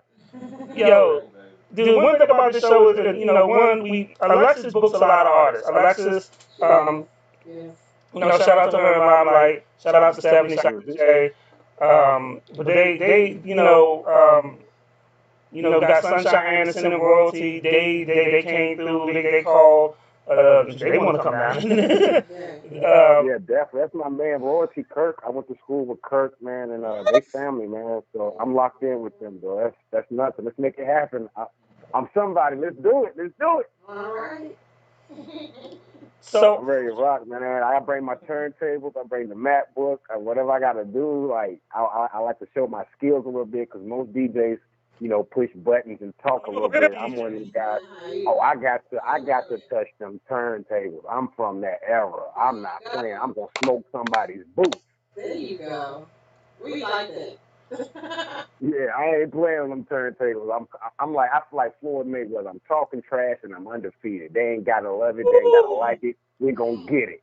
we're gonna have fun with him in the bar. So what you're telling me is that you are make 2 trips, right? So, because we can have a battle of the DJs. We can find somebody there. Let's go. Yes, because I felt like what you just said was a challenge. So, you put the challenge out there. Yes, let's go. And it's all from that cutting era. Yeah, I'm from that cutting era. I don't even use headphones when I DJ. I'm a real DJ. Let's go. We really want to do it. I got a partner that got a nice, house that we can do a battle with the DJs, got a nice little booth, Okay. little theater, something. Let me tell you something. I feel the thoughtness in you. What? Yeah, you look for you. How we go from a DJ battle to a full blown party? I feel this is thoughtful. Okay. Right? Yeah. I'm about to cut your mic, nigga. Everybody has at a little party. And what is Luke and Luke is what? We up there, right? We're trying to get there. So that's what Oh, you trying to be a little bit? I mean, I'm trying to be known. I'm trying to get You just told. You gotta love the energy. Hey, gotta love the energy. Strip club no more. I'm trying to I wasn't going no more. Hey, I definitely can't wait to meet you guys. I love the energy, man. I just want to come on the radio, give y'all a hell of a drop, man, and bring that positive energy to the table, man. I'm all about networking, man. I'm like the lucky kid from the hood that got a chance, bro, and I'm about to really show the world what it is, bro. So I got a 2-part question for you. All right. So the first part is give me your Mount Rushmore of DJs, and then the second part is give me your Mount Rushmore of music. Okay. I think there would be like Kid Capri, Funk Flex, Grandmaster Flash. It's this guy named the white guy, Cubert, and I think Scribbles. Scribble? Yeah. And this one white kid, I can't remember his name. DJ Shifty. Oh my God, them guys there. If I could do what they do, I can't forget Jazzy Jeff either. He's definitely right there too. That goes without saying. But yeah, them guys there, bro, was like that's real DJing. Like it's nowhere around that. Like you want to be a DJ and you trying to get paid, maybe follow DJ Khaled. He's a more of a producing type DJ. But if you really want to learn the craft, holla at Funk Flex, Kid Capri, Jazzy Jeff. That's the art of DJing. 2 turntables and a mic. That's just me. A lot of DJs can't cut. Like the technology has screwed it up for everybody, but cool. But for me, it made it easy. But that's my Mount Rushmore of DJs. And you said the next one was of artists, what I think? Yeah. But that'd be industry artists or locals or unsigned. It's yours. Okay. Whatever you want. Okay. I'm gonna have to definitely keep it industry right now, but there's a lot of young brothers on the come up. I would love to say people like Jay-Z, Lil Wayne, Snoop, 50, Jada. Them guys just paved the path more than one album type of, just what they brought to the table and to spread their wings. People like Will Smith. Like, you can't forget music with him, even though he's into the movies. But, like, these guys have a different way of, they market really well, and they're good. But I have a lyrical category, too. I have to slide in there 1 second. I like to say, lyrically, you got people like Eminem, Luda, Harris One, Jeezy, Wayne, Drake, Jadakiss, Cassidy. Some of these battle rap guys, bro, are amazing. Some guys are better at lyrics, but can't even make a hit for real. Some people can make a hit and can't even rap. So that's just my angle of looking at it. But there's some people on the come up too, man. I'd like to say SP the Boss, Erica Brown, Retro Rail, a guy named Baby D, Simba. It's a lot of people really I think got next. Yeah, it's a lot of people I think got next, bro. See if I'll say this on air because that's my dude. Definitely see if she can get you an interview with Jay Problems. Like, out of Huntsville, Alabama. That would work. He be going in Atlanta, but he just took home, remember we interviewed him. He just took home some type of title in some competition. And he's been hitting the boat every weekend. But Jay Problems, salute to that dude. I want to point out something. You know you're talking to a DJ. When you ask him to give you a Mount Rushmore of music, you gotta break it down to 3 this man gave us a Mount Rushmore of DJs, then just overall artists, and then lyrics. I'm like, yeah, you're a DJ. So here's the funny thing about a DJ, because one of my personal friends, shout out to DJ Grip 202, taught me much about, because we listen to music different than how DJs listen to music. So when Summertime broke, and I was like, what? That was the best song. And he was like, nah. And then he played it at a party. I was like, oh. Yeah, totally different vibe. And then he explains to me what he looks for. And like, for people who actually want to make records, and make, I don't know, let me rephrase that. For people that want to make music, the best thing that you can do is have a conversation with a real DJ. Because they'll teach you what not to do and what they look for. And it opened up my ear to because then I started really listening, oh shit, Will Smith is, he's more than just parents just don't understand. He's really nice. And it just taught me, when I was 15, 14, it was hip hop. Like, if you weren't KRS One, you wasn't from New York, or if you wasn't NWA, I didn't want to hear you. Yeah, if you couldn't rap, I didn't want to hear you either. Like, I didn't care if you you had to really rap, like have a story. You had to really rap, or you couldn't get into cipher. Like nobody would play you. So, but it showed me that I could rap, but I didn't know how to make songs at the time. Absolutely, And it showed me how to really, learn from these other people. The reason why MC Hammer was successful was, well, like he could rap real good, but he knew how to make songs that my mother sang. Yeah, everybody. Mm-hmm. You got little kids around. You know, and you know, Yeah. I bet you. You know something that I did? I used to play people's songs in the club. They would beg me, and I would just wait until the show packed, and I wouldn't even charge them. I said, look, I'm going to play your song. You think it's the hottest thing in the world. You think everybody going to love it. I said, I'm about to drop your song right behind Gucci Man. And if everybody look at me crazy and cuss me out, I want you to see your song has no weight. I've done it so many times, and they looked at me like, yo, they hating. I'm like, bro, it ain't they hating. It ain't what you think it is. I just put it on prime time, 1 o'clock.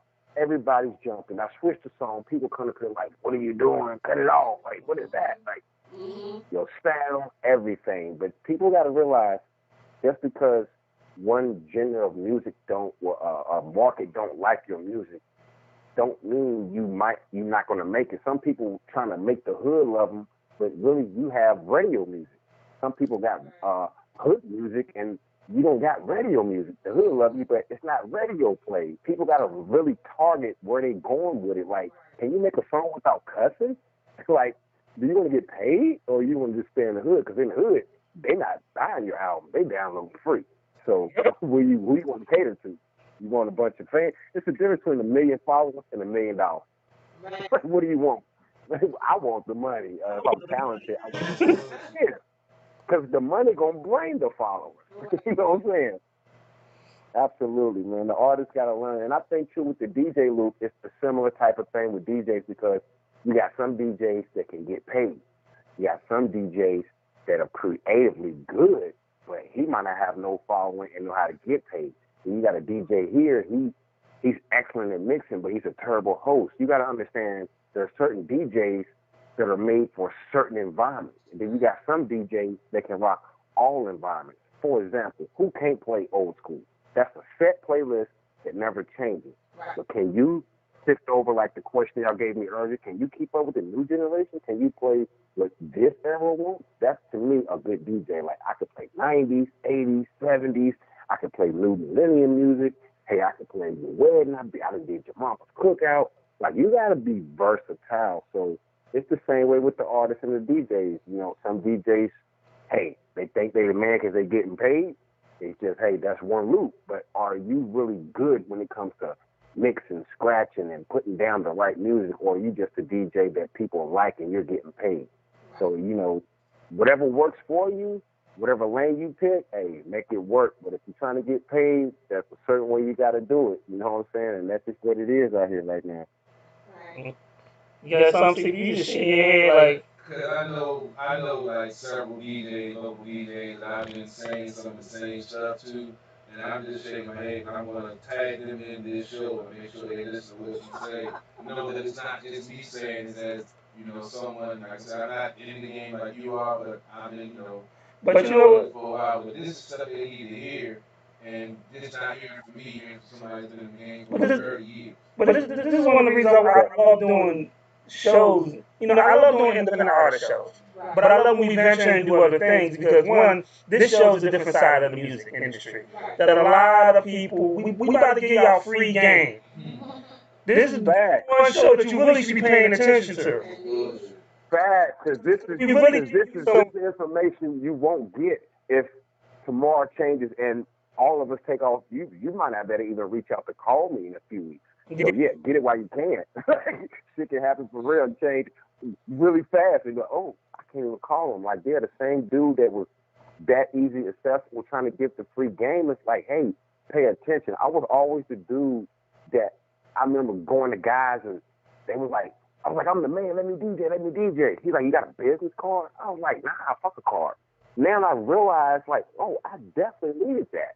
So, you gotta pay attention when the information is given, because I know DJs and, hey, you call DJ Khaled, see if you pick up, inbox him right So yeah, that'll tell you how really it is. So yeah, when you got people that's experienced like myself, Coalition DJs, and avenues and markets like what At the Bar Radio is offering, man, guys, cash in on it, man. Don't think we just sit here talking.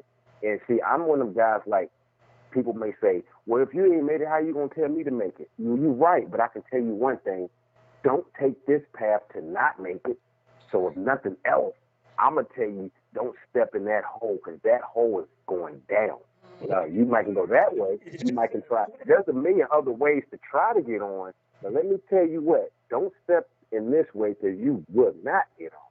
That's one thing we can give you when, we're into the music and we're around what's going on. The most active DJs are the ones that are tapping in with the public, whether it's fans, clubs, interviews, producers. The ones that are tapping in with other people, those are the ones that people should pay attention to because they're knowing what's really going on. And you don't have to be in the industry to really know about the industry. It's just a business. Pay attention.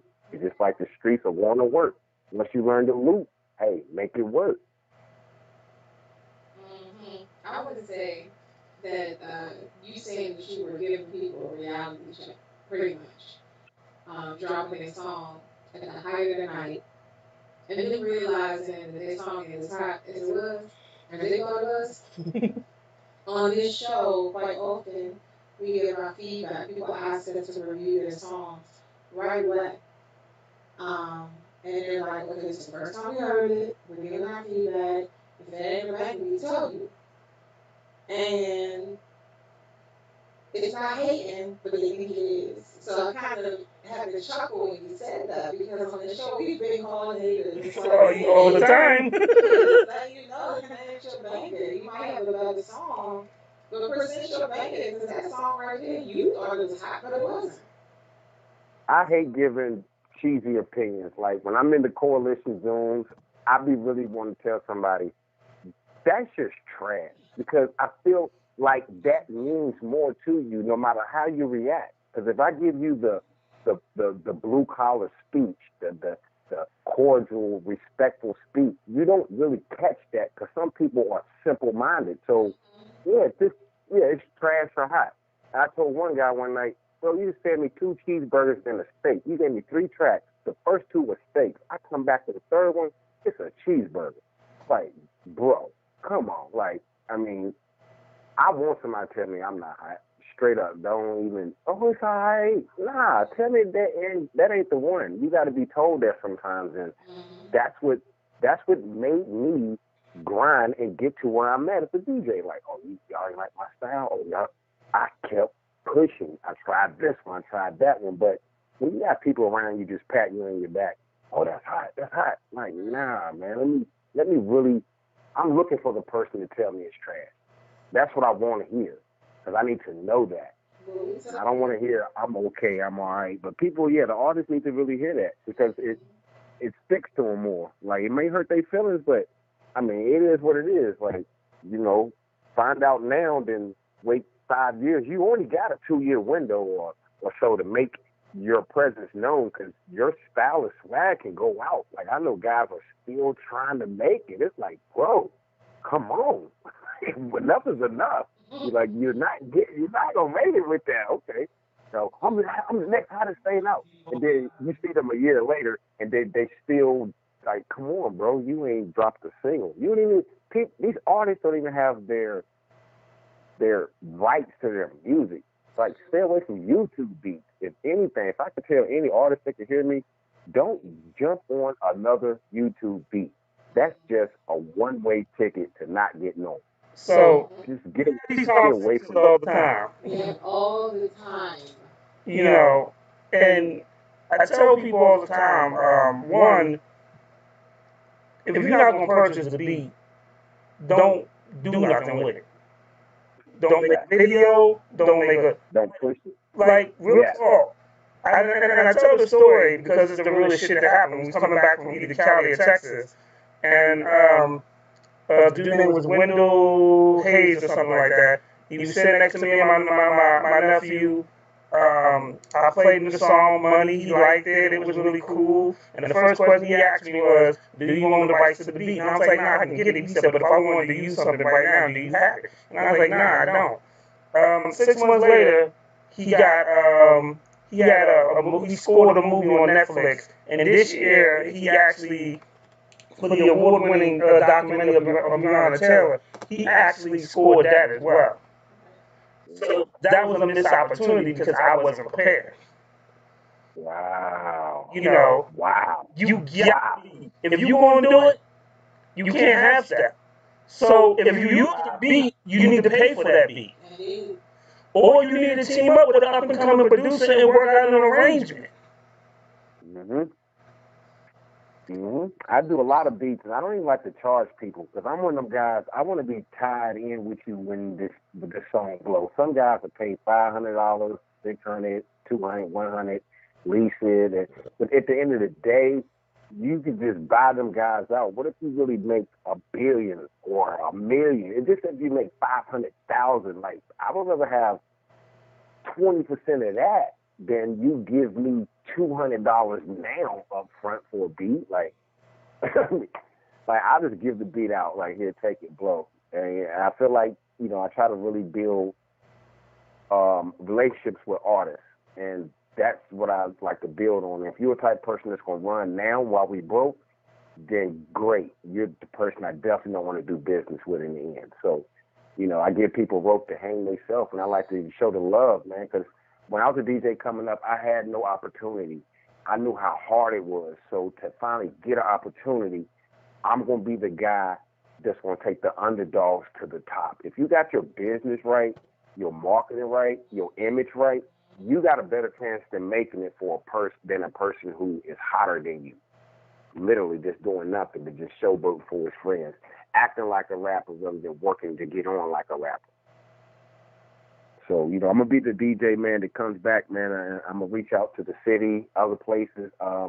It's crazy because I had a contest on my radio station for the artists to give me an intro, and some guys from West Virginia won, and people from my city said, how you got these guys?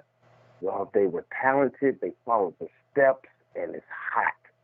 So, you know, I'm reaching out to all regions, man. Think about and hear me. If, you know, you may be in DMV area or whatnot and feel like, hey, I'm not getting enough buzz here. Hey, you got a DJ in Virginia like me that, you know, have platforms available, and I'm trying to push people. Even I've got artists that are not that good, but I've played them so much and put a mix on their music, I'm starting to like it.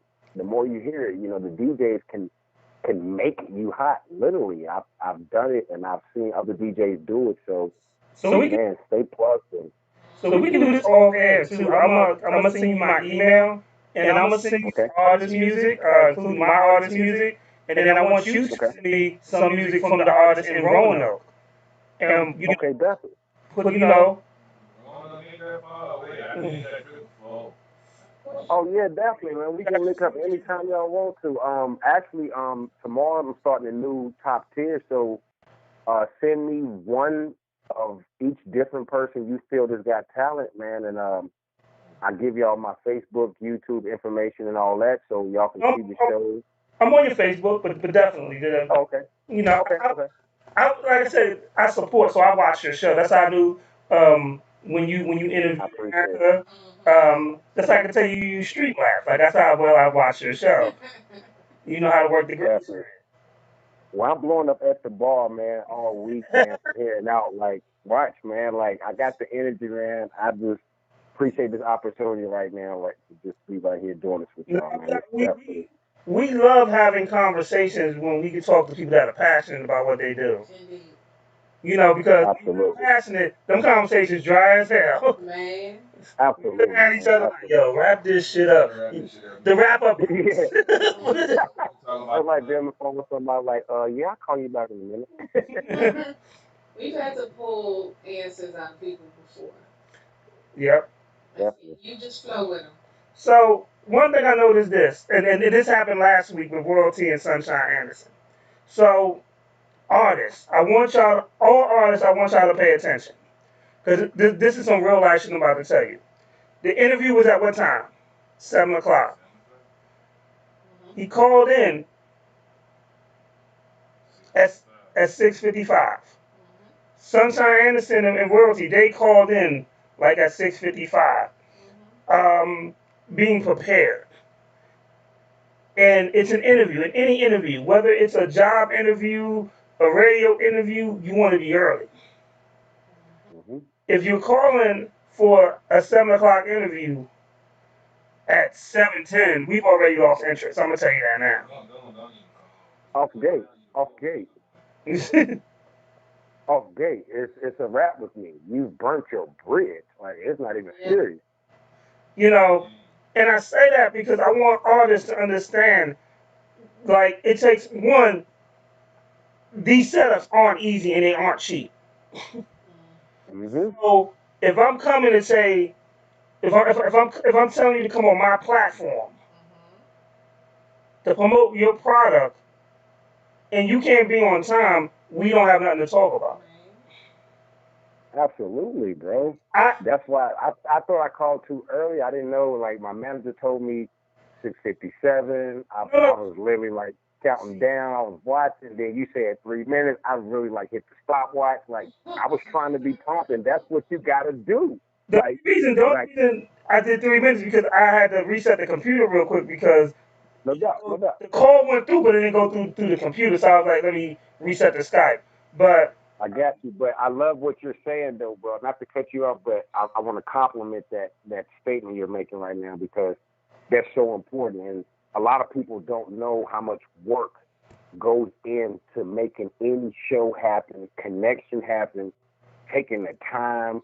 All three of y'all could have did anything else today. I had a million things I could have did, and everything worked right on time. Even with the glitch, with me calling in on time, we were still able to flip that around in 120 seconds. So being prompt is everything. That's part of getting on. Right. Like, even famous rappers, they lose business when they think they can show up late, smoke blunts, and sit in the car. They lose money too. Like, it's everybody lose money, and it's even more important for artists and producers or anybody music affiliated to get any opportunity on anybody's podcast to be on time. Shows, radios, clubs. That's important. That's one key that keeps me going in my business to make money, is being so prompt. And you will cut out a lot of people, you'll lose a lot of people, but those are the ones you don't want to be affiliated with. So I love the fact that y'all big on being prompt and mention that, bro. I salute that. I wish I was in the radio right now. I could get the applause button. Like, love it. At least you didn't long feel us, you know. All right. Alexa says it's a great interview. Oh, okay. Appreciate that. You know, she always supporting. Indeed, she does. Always supporting. What made you become a DJ? I always wondered that. Quick, yeah, that's very easy. Started out summer night. I lived on the side of town where it wasn't the hood, so it was kind of boring. My next door neighbor, we always hung out. He had a younger brother, and it was four of us. And we were sitting around the porch, and we was playing with, I was 9 years old. We was playing with, like, He-Man, the rubber He-Man, Iron Sheik, the Incredible Hulk. We playing with He-Man on my mom's front porch. Yo, man, I had some He-Man back in the day. Yeah. Let's get a rap group. And I'm like, oh, okay.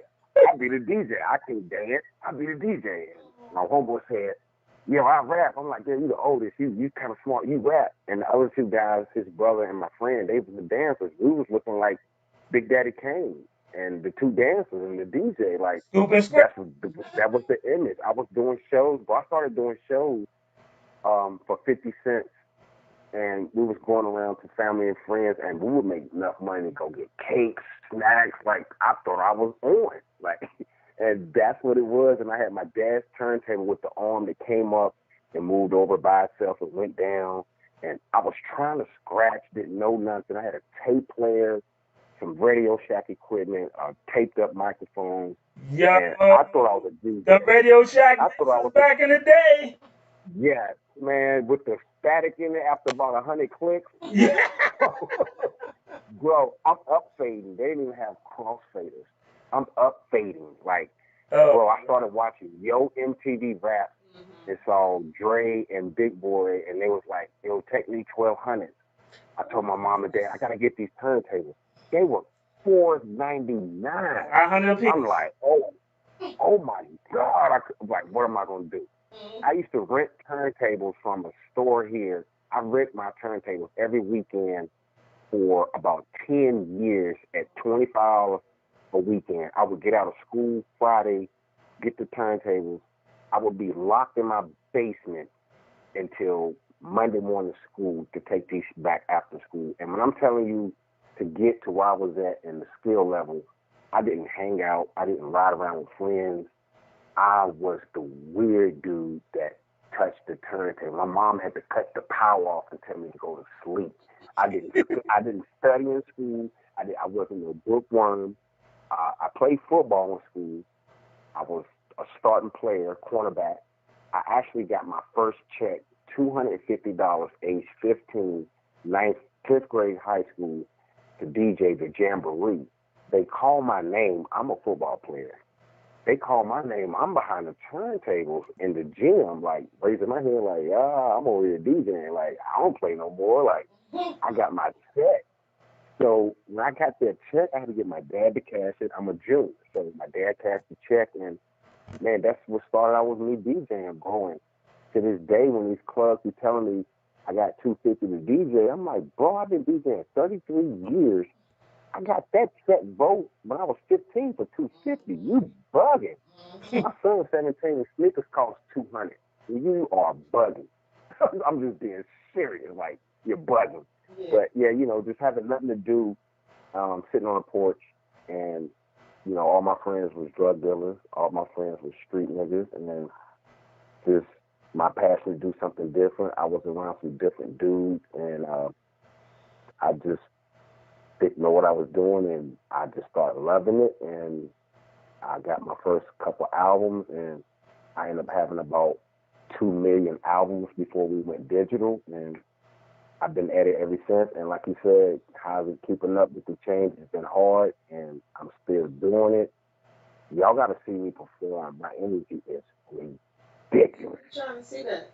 Definitely. We definitely need to come up here and do, at the Bar Radio Live with Nasty Nice DMV in the building. Stand up. We drink a Bel Air and Patron on a Sunday. Look, CP3 over here planning a whole ratchet house party. Pool party. Wicked, man. We can have the joint. No doubt. All that. We can go old school, new school. I don't care what crowd. If y'all tell me it's 30 and up clean, let's do it. If y'all tell me it's 18 and up dirty, let's do it. I don't care what we doing. Let's go. Do you actually have a question, CP3? No, he planning the party. I'm here imagining that party we're going to put together. He planning the party. Yeah. He done picked out girls and everything. Is that what you're doing in your IG? I'm scrolling right now. Wait, he's sure. Wait a minute. He really does have a woman on his phone. I'm just saying. I can say I was thinking about it, thinking ahead, man. Oh, you got a plan for Is it IG or Thought G? Subscribe to me on my YouTube channel, man. I'm new to the YouTube, man. I'm trying to get my YouTube channel jumping, man. DJ Nasty Nice. We definitely. My followers is low, but I get a lot of love on my radio station. I'm at 300,000 plus views so far, almost at 500,000. So celebrating that anniversary coming up in April. It'd be 7 years doing an independent station. It's been a hell of a grind.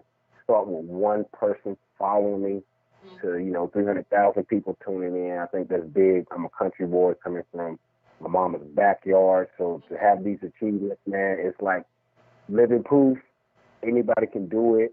Like, grind hard, man. Right. Grind hard. Like, when I mean grind hard, I mean you gotta want what you're doing as bad as you want to breathe air. Like, if somebody puts your head underwater or cover your face and you fight to live, you gotta fight that way in your success. Like, that type of energy. You can't want to hang out. You can't want Jordans. You can't want a bag of weed. You can't want a new car. You got to want your passion at what you're doing. You might be selling clothes, T-shirts, hats.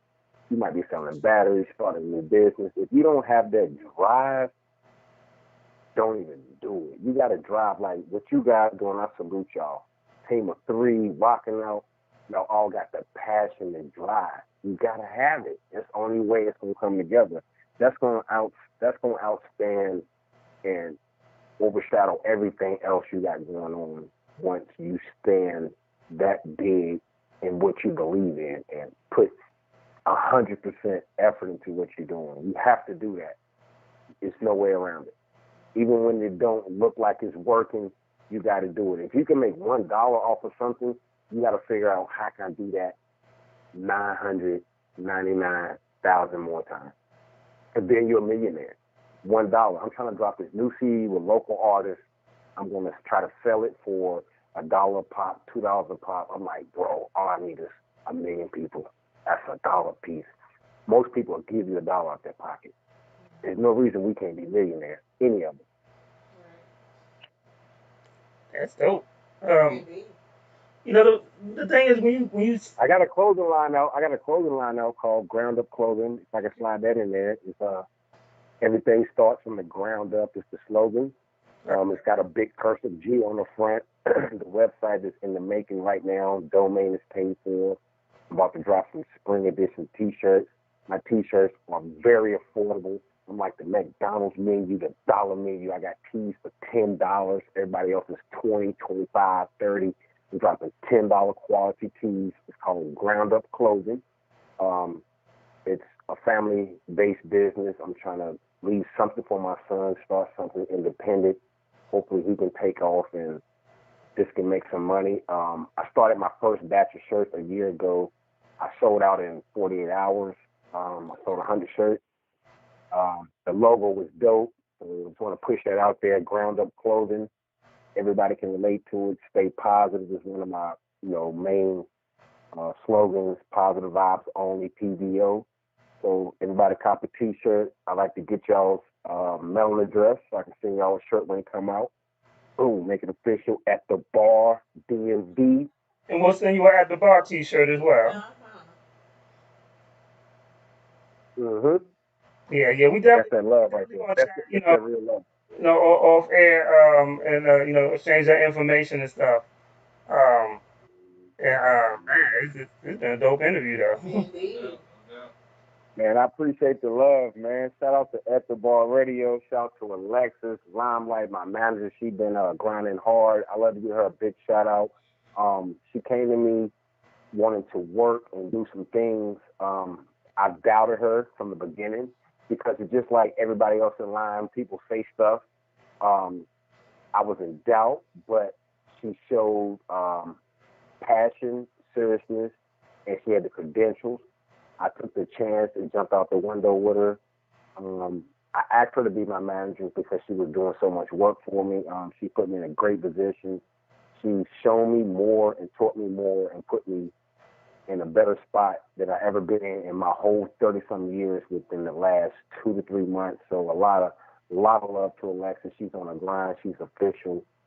She's about her business, and I wouldn't have none of this opportunity with because of her. And I took the chance to roll the dice and jump out the window with her, and she's been showing improved. She decided to rock with me because of my work habits. She's seen how hard I work, and ever since she came aboard, I've been working twice as hard, man. So I want to shout her out, and big shout to Sleep, DMV Coalition DJs, being a part of them, and big shout to First Lady Shayla Coalition in Carolina being part of them. And big shout to At the Bar, my first official radio interview at the bar. Yo, we loving it. I mean, honestly, we're honored even to have you here. Right. And the funny thing is that this is what networking is, people. Right. Because Alexis, I know Alexis through my artist Q, Sergeant Q. Okay. And we've been, and then she started, well, hey, you want to book some other artists? I got these other people. And she just started helping, because that's what she naturally does. Absolutely. We interviewed Baby Simba, that's First Lady Shay's artist, and just a whole networking of just moving within that circle. But this is what you artists lack when you don't network. So when you go to a show, when you go to the show and all you want to do is hold up the fucking wall like your Magneto is about to fall, like this is what you miss. Yep.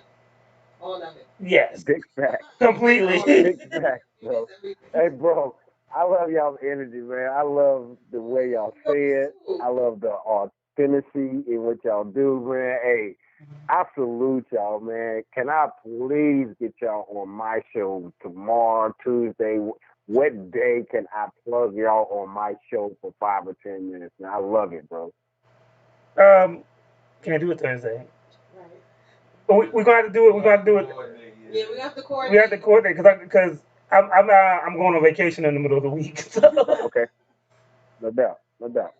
Well, we definitely gonna coordinate that. We love to show our support, be on your show, and then have some fun. I mean, right. hell, because we never get interviewed. Love to have y'all. I love to have y'all, man, because it's like I know y'all gonna keep it 100.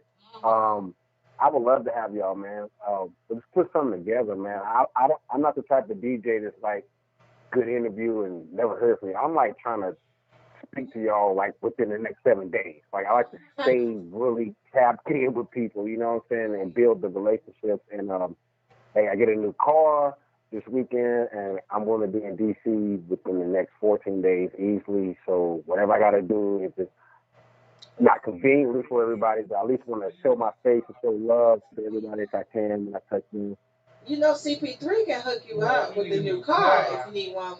I work at the Honda dealership, so if you need a ride, we can always see what we can do for you. Just get yourself up. Yeah, I wish you'd have told me that already. Like, dang, I already ordered a car.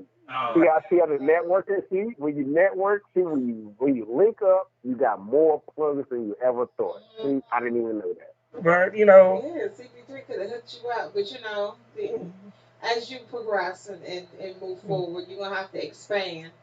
You might need something bigger. Yeah, you definitely. Well, I'll tell you this, cause I see his show, and like sometimes he does like three shows a week. I'm like, damn, I gotta step my game up. I'm about to call the team. No doubt, yeah. Right. No doubt. I'm 7 days a week, bro. Like, it's no days off. I go to real work. I come home. I got to be a dad, with my girl. I work, bro. I got a daughter to take care of, take care of my family. Like, bro, it's work. Like, when you start getting it, for people who don't know, for you out there, like, man, make sure you want this lifestyle. Because if you're not ready for it, I don't care what you do with the music. If you're not ready for what you really asking for, you can be in for a world of surprise to see how much work really goes into everything. Right. Be ready for it if you want it. Just please be ready for it. It ain't for the faint of heart.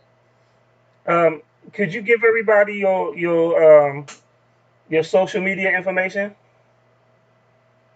DJ Nasty Nice on all medias, man, from YouTube, Twitch, Facebook, IG, Twitter, Trap City Radio, MixLR, and make sure y'all spell Nasty Nice NAZTEENYCE.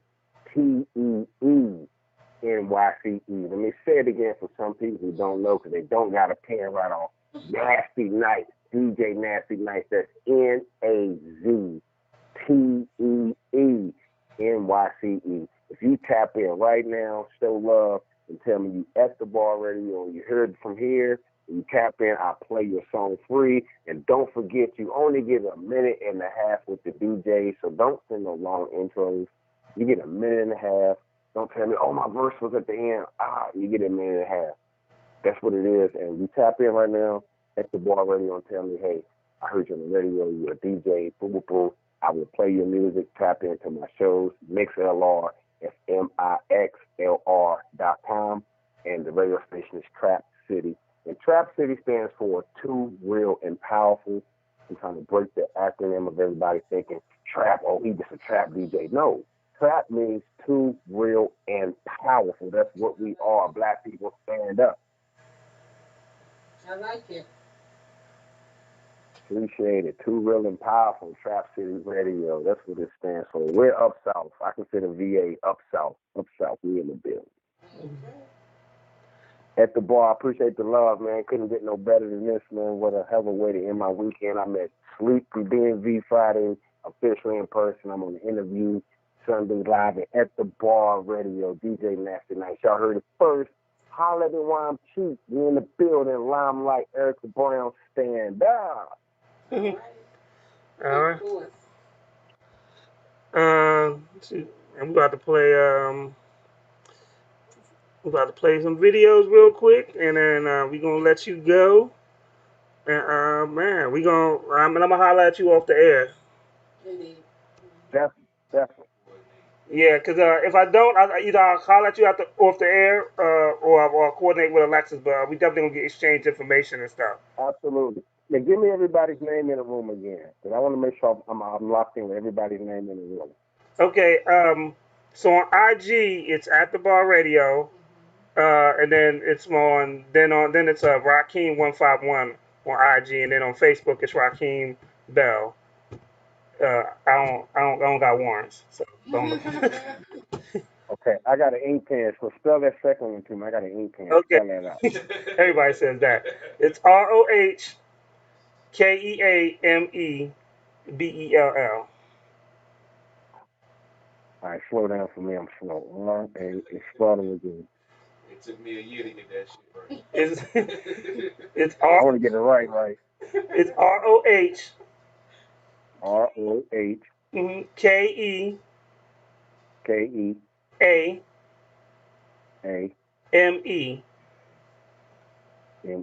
And last name is Bell. And if you look it up on YouTube, it'll be At the Bar Podcast. And if you type my name in, you'll see At the Bar. No, you'll see Rakeem151 on IG. 151 IG. All right. Yeah, I'm one of them dudes. You know how some people plug. See, I got you. No, I'm really tapping in. I keep an ink pen close. I write it down. I'm the smart hood nigga. Let's go. Yo, that's what it is. That's what it is. At the Bar Radio Live, I'm on the Bel Air Rose right now, man. I'm on the Patron Sunday night with my old lady. That's what we do, man. Appreciate the love. DMV, VA, we in the building. Limelight, stand up. DJ Nasty Nice. Right. And I believe CP3, you reached out, right? Yeah, I already sent my friend request on Facebook. That'll be Carol Porter, the third with 3 eyes. On IG, I'm Carol Porter. Also, THP. It's just I'll CP3 send my friend request. I just send you the whole page with all that stuff. CP3 has his own. He has his own podcast as well. Okay. Yeah. I'm about to be on your joint with you real soon. Let's make it happen. I got you. Let's get it. Let's get it. Yeah, it's all about networking, baby. And Lady Antoinette, you've already received my request. I just followed you on IG and sent the request on Facebook. Okay, gotcha. I'm tapping this as soon as we hang up. I don't believe you'll find too many of those. Yeah, she cuts people's head. Can y'all do me a favor before y'all go? Are y'all together? Y'all in a separate room? Y'all in the same area? No, we in the same room. We in the same room on Sundays. We do. Oh man, look. Pull up a shot right now before we go. Pull up a shot wherever y'all doing, whatever y'all sipping on. Put something in the air. Oh no, we got liquor. I guess we got some. Empty. You could just take some moonshine, baby. Come on. We got some scotch. We got that scotch. Oh, at the bar. Come on, we at the bar. It ain't official. I got mine ready. You tell him DJ Nasty Nice. You tell him. He's scared of it. Yeah. He's scared of that scotch too. Tell me when y'all ready. Wait, 151. He refresh his cup. He got refresh. Yeah, I just followed you. All right. IG also. Yeah, so we linked in. Okay. That's what's up, man. I appreciate the love tonight, man. Toast up. I got my Patron, taking a shot live with y'all. Appreciate the love at the Bar Radio. We're making it happen. DMV, VA, we in the building. All right. Sure. All right, we got it cooked up. What's up, baby? Much love, man. Y'all stay positive, man. Keep the positive energy going. Keep doing what y'all doing, man. I definitely will hear from everybody soon. Keep grinding, man. Stay at it with whatever y'all doing. Don't stop. It's been reach me out here. I didn't reach y'all. Whatever I'm doing, I can't stop, man. Y'all keep grinding. I appreciate y'all for y'all's time. All three of y'all. Y'all could have been anywhere in the world tonight, but y'all was here with me and the rest of everybody else. I appreciate it, man. I salute y'all more than anything for that time. All right. Definitely. Thank you. And we salute the real DJs. Salute. Yes. Real DJs. No doubt. Stay up. Stay grinding. Yes. Yeah. At the Bar Radio. Love y'all. DJ Nasty Nice, Limelight, Coalition. Coalition DJs. Thank you so much for coming out. We appreciate you. No doubt. Because you be grinding and you be doing your show now. And you're busy too. Like, he normally has his show sometimes at the same time we have our show. Right. And, you know, Absolutely. for him to come I on, stopped tonight for y'all. you know. Yeah, I stopped tonight for y'all. This was special. I didn't want to do the show with Watching, dog. I told you I'll be watching. That's what's up. No doubt. Hey, I got y'all on the show, man. What do you see? Like, what? Hey, I got something to talk about tomorrow. You know, I told you I'll be watching. And don't forget, we're waiting for you to come up here to DC. We need you. It's going to be 14 days. It's a go. I'm there. I'm there. I'm coming just to test drive the car. Me and my old lady, we pulling up. Y'all can pull up. No matter who here, y'all can pull up. You more than welcome to come. Right, we're pulling up. We come and show that love. I'm coming to show that real love. I'm gonna be the first DJ to be like, yo, he really showed that love. I'm pulling up. Positive. I'm pulling up with my T-shirt. We coming like that. All right. All right. We hear you. It's whatever, bro. We here. Sunday fun day, grilling, chilling, and podcasting, baby. Yep. Sucker Free Sunday. Y'all know what it is. At the bar when we at the crib. Yes, sir. Yeah. So we about to get into some music, man. Look, man, we appreciate you. Look, man, this conversation can go on another 2 hours. No bullshit. Even though they have 4-hour shows. So. Yeah, sometimes. It happens every now and again. It happened last week. Almost a 5 hour. Oh, you switched it. He didn't even know I was here last week, so I can't even say nothing. So. 1738, baby. I told you. So I got something special for you though. I'm about to play. Lady C finally has a video. And it's a Caribbean joint. I've seen that. Oh, yeah. So I'm about to play that joint. Shout out to Lady C. I follow her too. I seen it. Yeah, I gotta check in with her on her vehicle. Okay, look at you. So this is the one thing before I even play this video. This is what I like about At the Bar.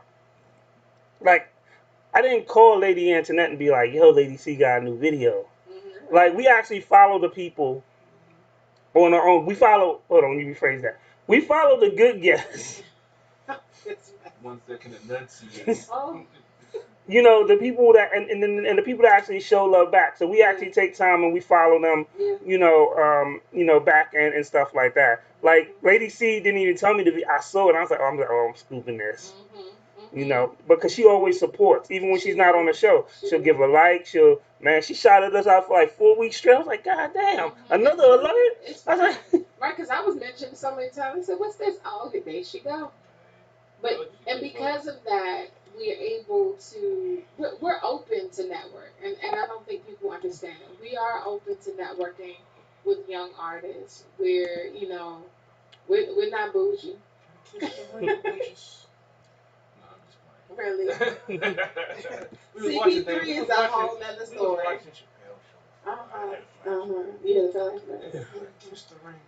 So you are mumbling today. You're being a mumble rapper. Yeah, you are. Don't blame. He always blame it whenever I'm bringing. So we're gonna play this Lady C joint, and here's the thing too. Once again, he has another podcast. We're not in competition with nobody. We just on our hustle and we just do our thing. Mm-hmm. We rather network with people than put y'all down. Yeah. Unless you're stealing from us. We're going to talk about it. I'm not going to talk about it. Oh yeah, she's gonna pull up. If it deserves to pull up, I will. Oops. So.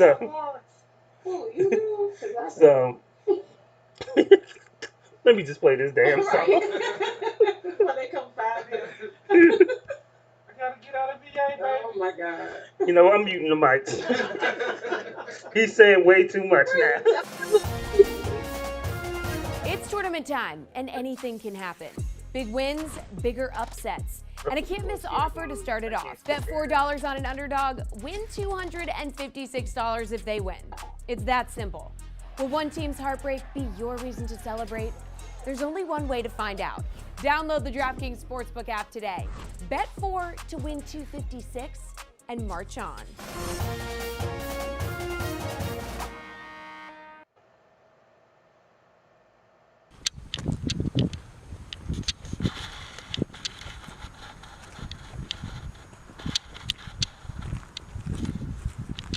Some nice sightseeing right here. Yeah. This is dope.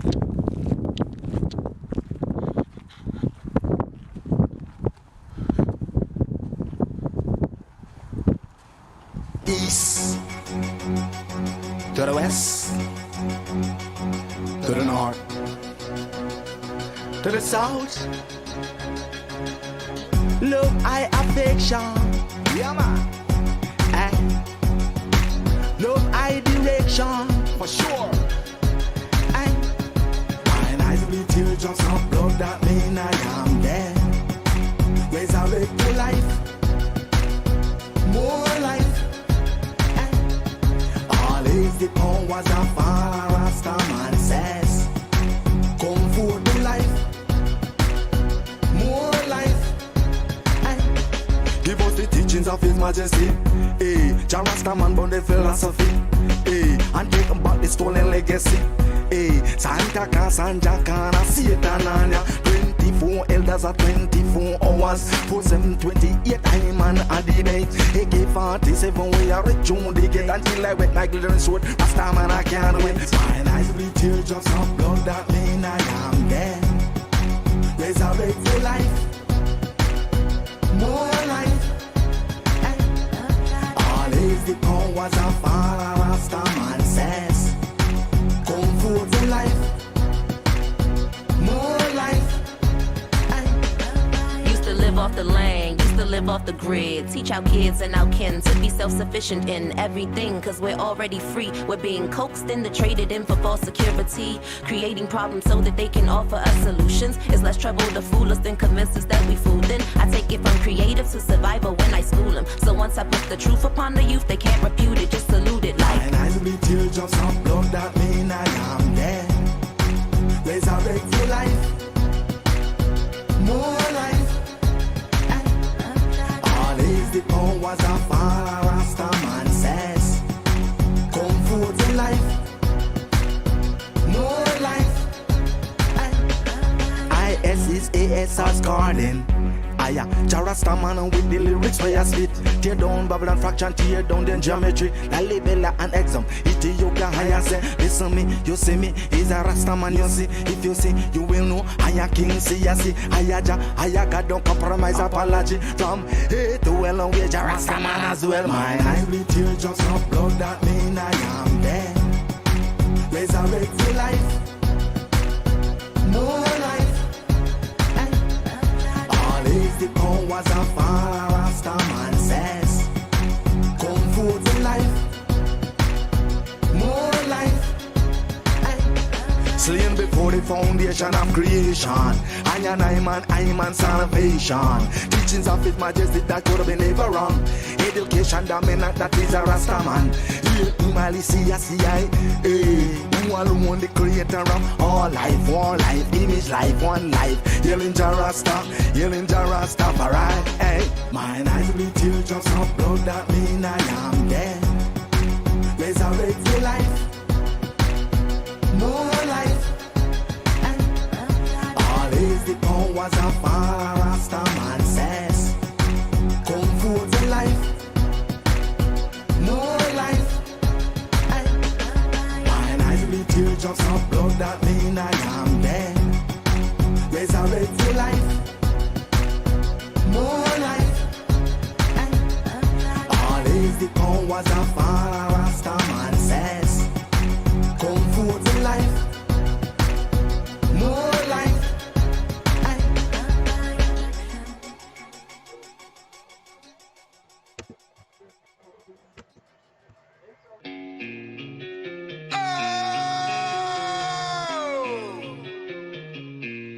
Watch it, yo, rioting them now. Work done on the weekend, come we jam it. Celebration and having fun, them whining. Work done on the weekend, come we jam it. Celebration and having fun, them whining. Make your hands go up, up, up. Everybody jump up, up, up. Make your hands go up, up, up. Everybody jump up, up, up. Make your hands go up, up, up. Everybody jump up, up, up. Make your hands go up, up, up. Everybody jump up, up, up. Make your hands go. Let's start off with Sunday. It's a family fun day. Spend quality time. Next day come, we go back to the grind. Fresh start of the week. Off the feet, go hard in the street. All the need is pure love and peace. Harmony, just love and peace. Thank God for a new day. So choosy Tuesday. And that's quite alright. Weekend come, we gonna get our life. Hooray for Wednesday. At the middle of the week, hump day. We gonna party together. Soca music forever. Work done on the weekend, come we jam it. Celebration and having fun, them whining. Work done on the weekend, come we jam it. Celebration and having fun, them whining. Make your hands go up, up, up. Everybody jump up, up, up. Make your hands go up, up, up. Everybody jump up, up, up. Make your hands go up, up, up. Everybody jump up, up, up. Make your hands go up, up, up. Everybody jump up, up, up. Make your hands go. Now we made it to Thursday. End of the work day.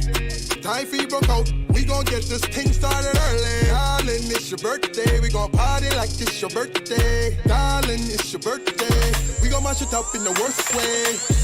Thank God for a new day. So choosy Tuesday. And that's quite alright. We day done and it's Friday night. Hooray, at the last day. Party after party. We gonna party together. Soca music forever. Work done on the weekend, come we jam it. Celebration and having fun, them whining. Work done on the weekend, come we jam it. Celebration and having fun, them whining. Make your hands go up, up, up. Everybody jump up, up, up. Make your hands go up, up, up. Everybody jump up, up, up. Make your hands go up, up, up. Everybody jump up, up, up. Make your hands go up, up, up. Everybody jump up, up, up. Make your hands go.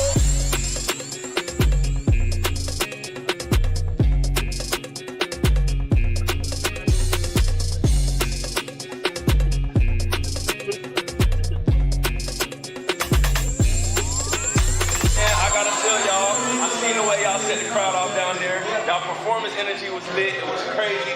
Y'all had the people going crazy. What was that like for y'all coming out here? There are things that you should never offer. Something's wrong with you. There are things you should never offer your female co-host. But we won't go on that on air. Right. So. Are you gonna pull the mic to your teeth closer? There's certain things your friends don't want to know about. Yeah. Things happen. Yeah, things happen with you. Here. What do you think? I have done it before. Well, I'm glad you didn't do that. Why is that not surprising? Hey, man, I told you I'm a different person back in the day, man. Nigga, he's a different person at the start of the program. Right, you're a different person every 5 minutes. It's like you reset. Because that's what I do on this. I can't do this on my show. So I can come on here and I can act the damn fool. Let me say this though. On the show, quite often you give us too much information. I gotta get it out, man. Yeah, so I want y'all to know that he gave y'all too much information. Imagine what he gave us. Yes. After the camera's off. Oh my God. And they use it against me on the show every damn week. No, yeah. We don't go into details. Though. We don't. What you say? I don't name no names. Yeah. Not on air anyway. But all fair is a different thing. I mean, we had fun. You know, I like to tell some folks might not appreciate my radio persona. Yeah, we know. Oh yeah, we know. We got in trouble. Oh, I ain't got What? It is what it is. What day of the week is it? I mean, the way I feel right now, man. You feel good? Mother have you, mother love Oh damn. There we go. So can I get back to my Justice League rant before you get us kicked off the air? Let's do a disclaimer. I want you guys to know that while we were doing our interview, CP3 almost died on moonshine cherries. Yes. Okay? So please keep that in mind, and we apologize in advance. If you pass it out. That comes about as a result of Yeah. moonshine cherries. It almost dying on us. This will not be the show you want to sing your music to. So. Okay, but they also saw who got up, went and got it, and brought it back. I bought it for you guys. So. Let me get through this just because I actually got a serious topic that I want us to talk about. We'll talk about Justice League in 4 hours of DC comics. Let's knock this out quick because it happened. I think I sent it to y'all about they made a little boy. So we'll talk about that. So basically, with the Justice League, as Black Joe people say, it's good for a DC movie. And there's some good parts to it. Like, it told the good story of Cyborg. It actually made the movie make sense. Right. Which is sad that it took 4 hours to make it make sense. Yes. Now, here's the bad parts that no one wants to talk about. Visually wise, this is not a stunning movie. Steppenwolf looked like he had on the lost armor from the Shredder. Darkseid looked like Shitside. Like when you see, and I said that we shouldn't compare it to like an Avengers movie, but Thanos looks like Thanos in the comic books. Darkseid looked like he just came out of depression for supervillains. And it's so much more they could have did, and like visually could have made it look a lot better. That was one of my biggest problems. They did have some good, the ending credit scene, it was okay, but it wasn't like, oh my God, let me call somebody because of this ending credit. Like, you remember when after each Avenger movie or after each Marvel Cinematic Universe, you were calling somebody, they'd be like, oh, did you see the end credits? Did you see this? And you would go to YouTube to see what, how they break it down or what it was. You don't get that, it's like that. And supposedly, Zack Snyder talked about his plans, and because it was going to be a Justice League Part 2, and it was going to be a Justice League Part 3. And here's the funny thing. So when they talk about the Justice League Part 3, stop me if you've heard this before, Lady Internet. So Superman becomes the bad guy from Darkseid, and they have to go back in time. So it's a superhero movie involving time travel, so they can stop him from becoming yes. What superhero movie had a big go back in time plot?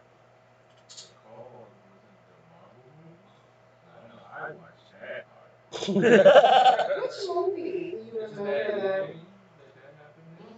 Oh, but also, now a lot of people aren't fans of it. Now, mind you, still in the Marvel universe, but at the time it was with Fox.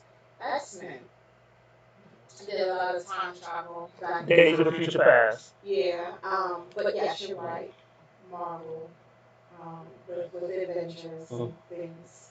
I mean, as a person that didn't really read comic books, and being the fact that I haven't watched any DC movies besides Wonder Woman just because of who was in, but I took the time to watch every Marvel movie in order.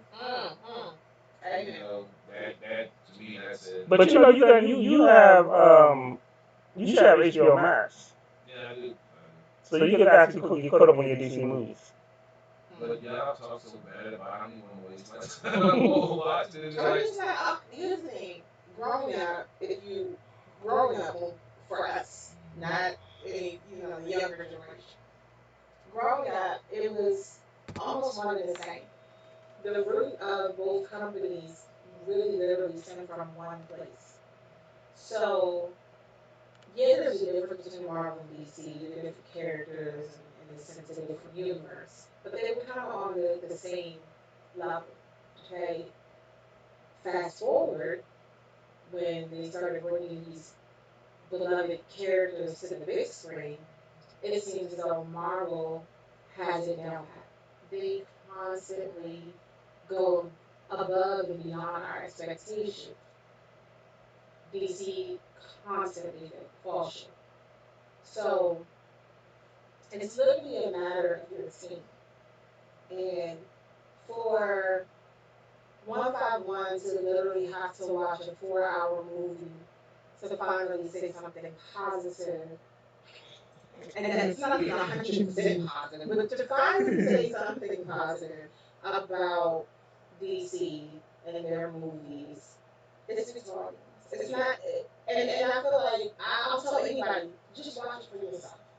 For the Marvel movies, the thing from what I took away from what I would say, how they had more background to understand the Justice League movie, the original one. With the Marvel movies, with the subplot and all of the underlying undertones, it makes you want to watch the next movie. It makes you want to tune in and like you say, look for the credits. Nobody got to see the credits, but for the Marvel movies, you know something's going to come up funny. In the credits, you want to sit there and wait for it to come up. Not just funny. Sometimes it literally, it literally leads you into the very next movie. Yeah. It's sometimes not even the very next movie. Sometimes the end credit will, you know what's to come. It's like the next movie might not be there. It might not pay off for like 3-4 movies. And then you're like, oh yeah, I remember that. Like Thanos. We saw Thanos, way before we actually saw Thanos. Yeah. You know what I mean? Right. See, when you watch it in chronological order, not the order that the movies were released, right? But yeah. After you watch it when Endgame came out? Yeah, I waited for all of them to come out. Okay, so that's like what, 25 hours? Or something like that? More than that. Because Endgame's like damn near 3 hours. Yeah, it was. So yeah, I watched it. So, but here's the thing about the Justice League movie. The first Justice League movie was, it's not like this movie's really that good. It's that it can't be that bad. The first Justice League movie killed the franchise. They canceled the DCU. I mean, but it so, the responses, that was messed up. Well, the thing was is that this is what DC did.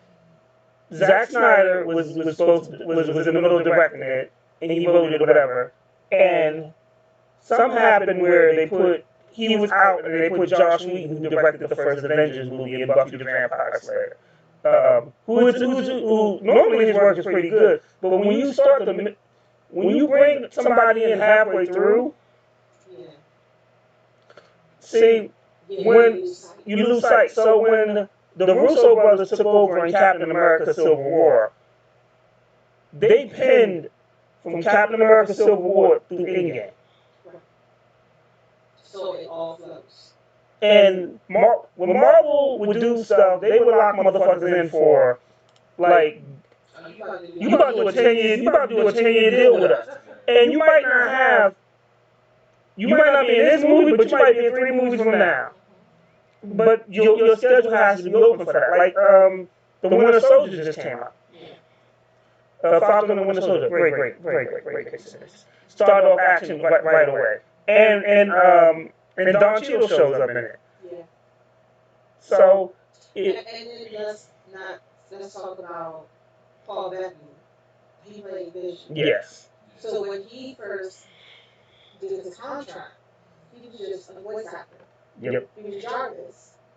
He was broke. Oh, wow. He was Jarvis. He was Jarvis. He didn't think. He was broke. And so look at the progression of his character and how he went from literally being a voice actor who really didn't get. He was the person. He came in after everything was already done, and they would have him do little things here and there, talking to Iron Man, stuff like that. So he didn't really have a big part. Yeah. But then as time went on, Jarvis did have a bigger part in regards to Iron Man. And then we found out, who Jarvis was. Jarvis was actually a real person way back in the day. Then keep moving when they decided to put Jarvis in Vision. Oh, now we got see. Yeah. I mean, and they made Vision the way, like Vision is him. So it's not like nobody else can play Vision at this time. yeah. I mean, he literally, he said that, like, that they saved his career. Because no one would hire him. I remember he was in a movie called Legion, which really wasn't that bad of a movie. But it wasn't that great either. But, what the? Okay. I ain't listening to the show.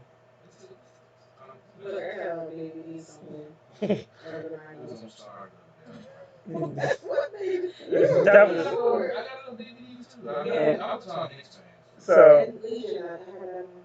so it was with that they made him. He basically saved his career, and then Disney wound up buying Marvel.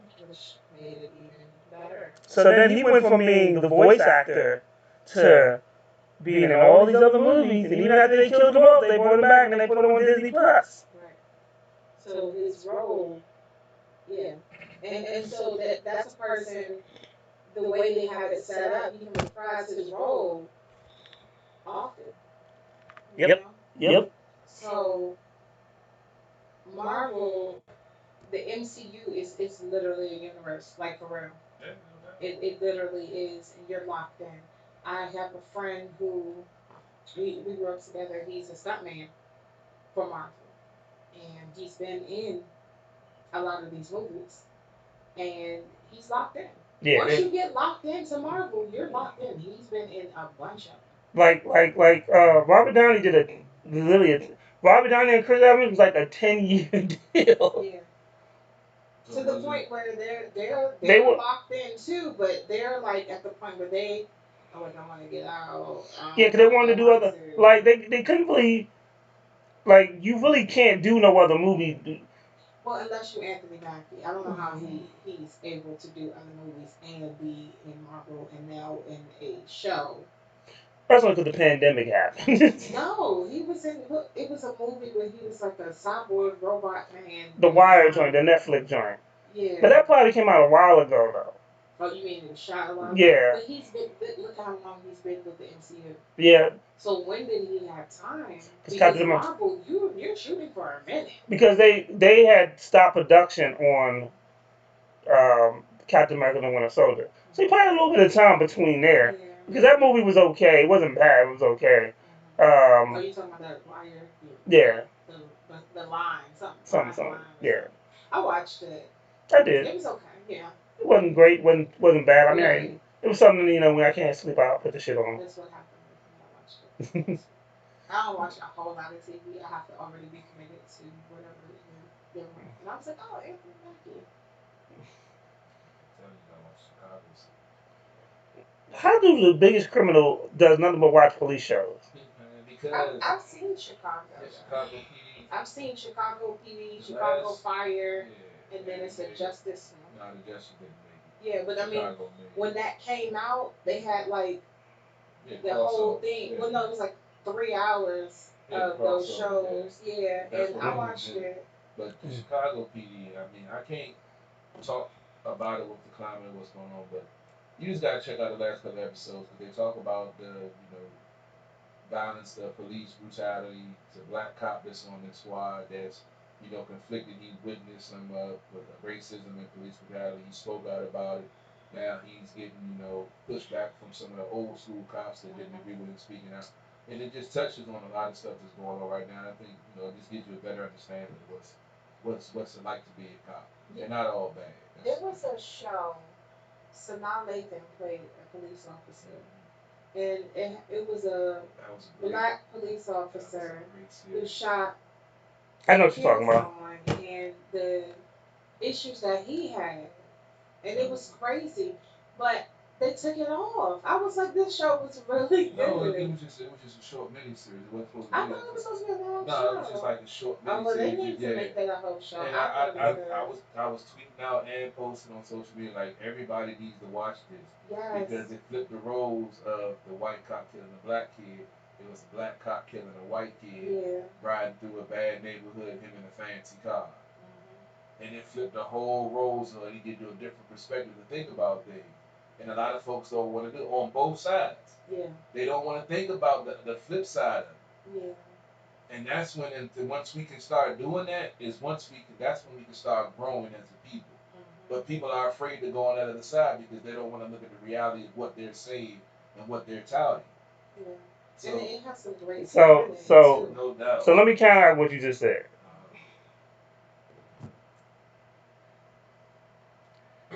In the great state of New York, yes, let's talk about that. my hometown,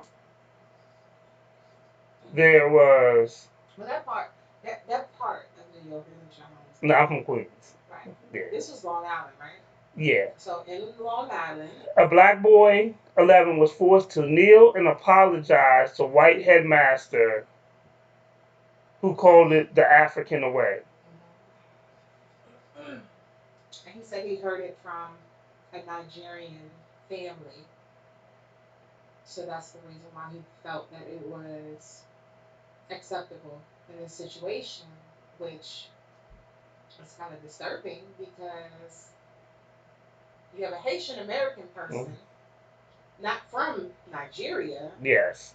So are you saying it's the African way because this is a person of color and you feel that he should take on these African traditions? That's the question. I think that's what the parent was asking. And so I get what you're saying about the flip side and about how people should understand. But it's hard to understand when we do this to an 11-year-old, especially a young black kid who's innocent. Yeah, I mean, And it's I don't expect white people to understand the pain that they cause because they live rent free and guilt free of their crimes. Anytime when you go to Germany to fight World War II because of racism to Jewish people, but you still call the black pilots niggas, it can never really be justice because you haven't even admitted you're wrong. Like anytime you've given out money for the Holocaust, but you've never paid for the Holocaust, it's mind blowing to me. So for me, my personal thing is I don't expect them to. Like I don't want to switch because it's one of those things is you've never made amends or even admitted to half the stuff that was done. This country doesn't do that. But it's not even about this country because I'm gonna be real with you. There are many different people in this country that I don't connect with. I don't understand their struggle. Yes. Asian Americans, I have Asian in my DNA, but I don't understand their walk. Also, there are trans people that, of course, are making headlines about a lot of things. Yeah. And I don't understand their walk. But that doesn't mean that I have the right to diminish that. So it's not even about how this country is run. It's about people. At the end of the day, if you're a person that just because someone's different than you feel like their struggle is beneath you, yes, then you have a problem. And there are too many people that feel that way. And there's a comedian. I don't know too much about him, so I do apologize. But I did repost on one of my social media platforms a clip. He said that when he goes, I want to say he may be Indian, like from India, but he was saying, and of course, people from India, they have brown, they're brown. Yeah. Okay? So he said that a lot of white people are like, well, you know, you talk about white people doing this, you talk about white people doing that. That's reverse racism. And he said, really? He said, okay, let me break it down to you. He said, if I can reverse time, okay, way back in the day, he said, before Europe colonized the world, and go to Africa, okay, and get a whole bunch of African people, and we go to Europe and say, we want this, we're going to take this. Then we're going to set up systems to keep them back. We're going to, you know, go to other places and colonize these places and make them eat rice, make the Europeans eat rice. We're going to make them do this. We're going to make them do that. We're going to make them do everything according to the way that we want them to. Okay? Now you're going to praise Buddha. Okay? You're not going to worship who you used to. Everything is going to be our way now. We're going to make you feel bad about your body, your hair, your way of life. And then we're going to start putting you into a slave trade. We're going to make you slaves. We're going to do all these things to you, right? Then he said, and then as a comedian, fast forward to today, if I'm a comedian and I come up on stage and then I make fun of white people and say, oh, they can't dance, look at them. He said, then that will be reverse racism. Until that happens, this isn't reverse racism. Like, he broke it down. Of course, I'm not him. I can't say it so, you know, so eloquent. What you say? That's pretty much the same thing. That I've always said that a minority cannot be racist, because in order to be racist, you have to have power to change other and affect other folks' lives. We can be prejudiced, but we cannot be racist. And that was just a perfect explanation that I could probably never put together. I'm gonna be real with you. I did think of you because I've heard you say that a million times. Black people can't be racist. You hear that argument often, and the way he said it, and he said, and he started off his whole segment was like, I make a lot of people mad, especially white people. I make white people mad all the time, and what he said was, you know, it kind of had to make some of the people that were in the audience, you can see that they had to take a step back. When you see things flipped, and you've seen a lot of that lately, like in our recent years with all this racial tension, you see pictures of, remember back in the day, they would make their maid breastfeed their baby, right? Yeah. They would treat their maid like she was nothing, but yet she feeding your baby. Yeah. Okay? There was a picture, just like you see back in the day, but it was flipped. It was the prominent black family with the maid sitting over to the side holding the baby. The maid was white, the baby was black, the prominent black family was standing there. Apparently, when someone posted that, people got angry. And I'm like, at the end of the day, and what's going on right now, I'm going to be real with you. The way our country is going right now, we're trying to erase history, which you cannot do. No. You cannot erase history. Because they'd rather erase it than take us then. Right. What you do is you accept the history and you build off of that and change the way that you're working now. Like, you know. Right. Like, I mean, and I know I'm probably going to make some people angry, but those trans individuals that get mad when a parent is having, because I've seen this recently, having a gender reveal. Why are you getting, if I am pregnant with the baby and the doctor says this is a male baby, why are you getting mad that I'm having a gender reveal for a boy? Okay? And then I don't agree with going back and changing your birth certificate to change it to the sex that you have now become. You have that right to make a change. However, your past is your past. Yeah. You were born as a male or a female, and I feel like you shouldn't go back and change that. Now, with that said, maybe we can have some type of documentation so that if it is requested of you for a job or something like that, you can provide something else other than that birth certificate. But at the end of the day, your birth certificate is supposed to be the sex that you are at the time of birth. Yeah. We can't change that. We no matter should. how hard we try.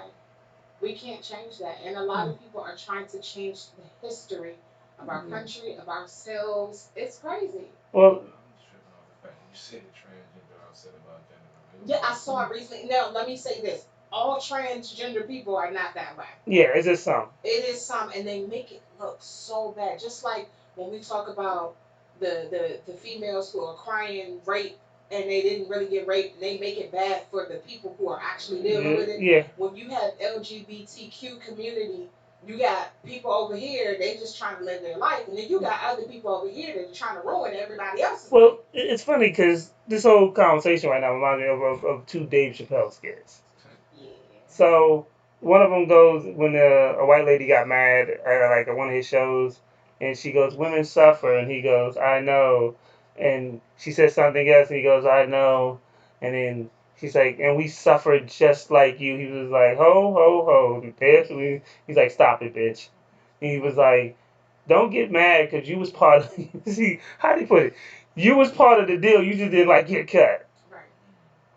Like, and you know, that goes on to when you talk about when white people say calling the dude racist because he was saying anti-white stuff, but you know, y'all invented racism, so yeah, so and then also with the alphabet group, uh, no, I ain't got no problem with them people, but Dave Chappelle does this thing where he does a skit and he's like, he was at one of those parties in Hollywood and like, somebody started ODing on the floor. And he was like, well, we should get him a doctor. And somebody was like, she's going to be fine. He was like, are you sure? Because she's on the floor with her dick out right now. And he was like, why was the gender thing such a big deal versus a person having OD'd on the floor? He's like, the person OD'ing over heroin with their dick out right now. It doesn't matter at this point what they are. Let's just call an ambulance. Right. Because at the end of the day, you're just human. Right. This person needs help. Yeah.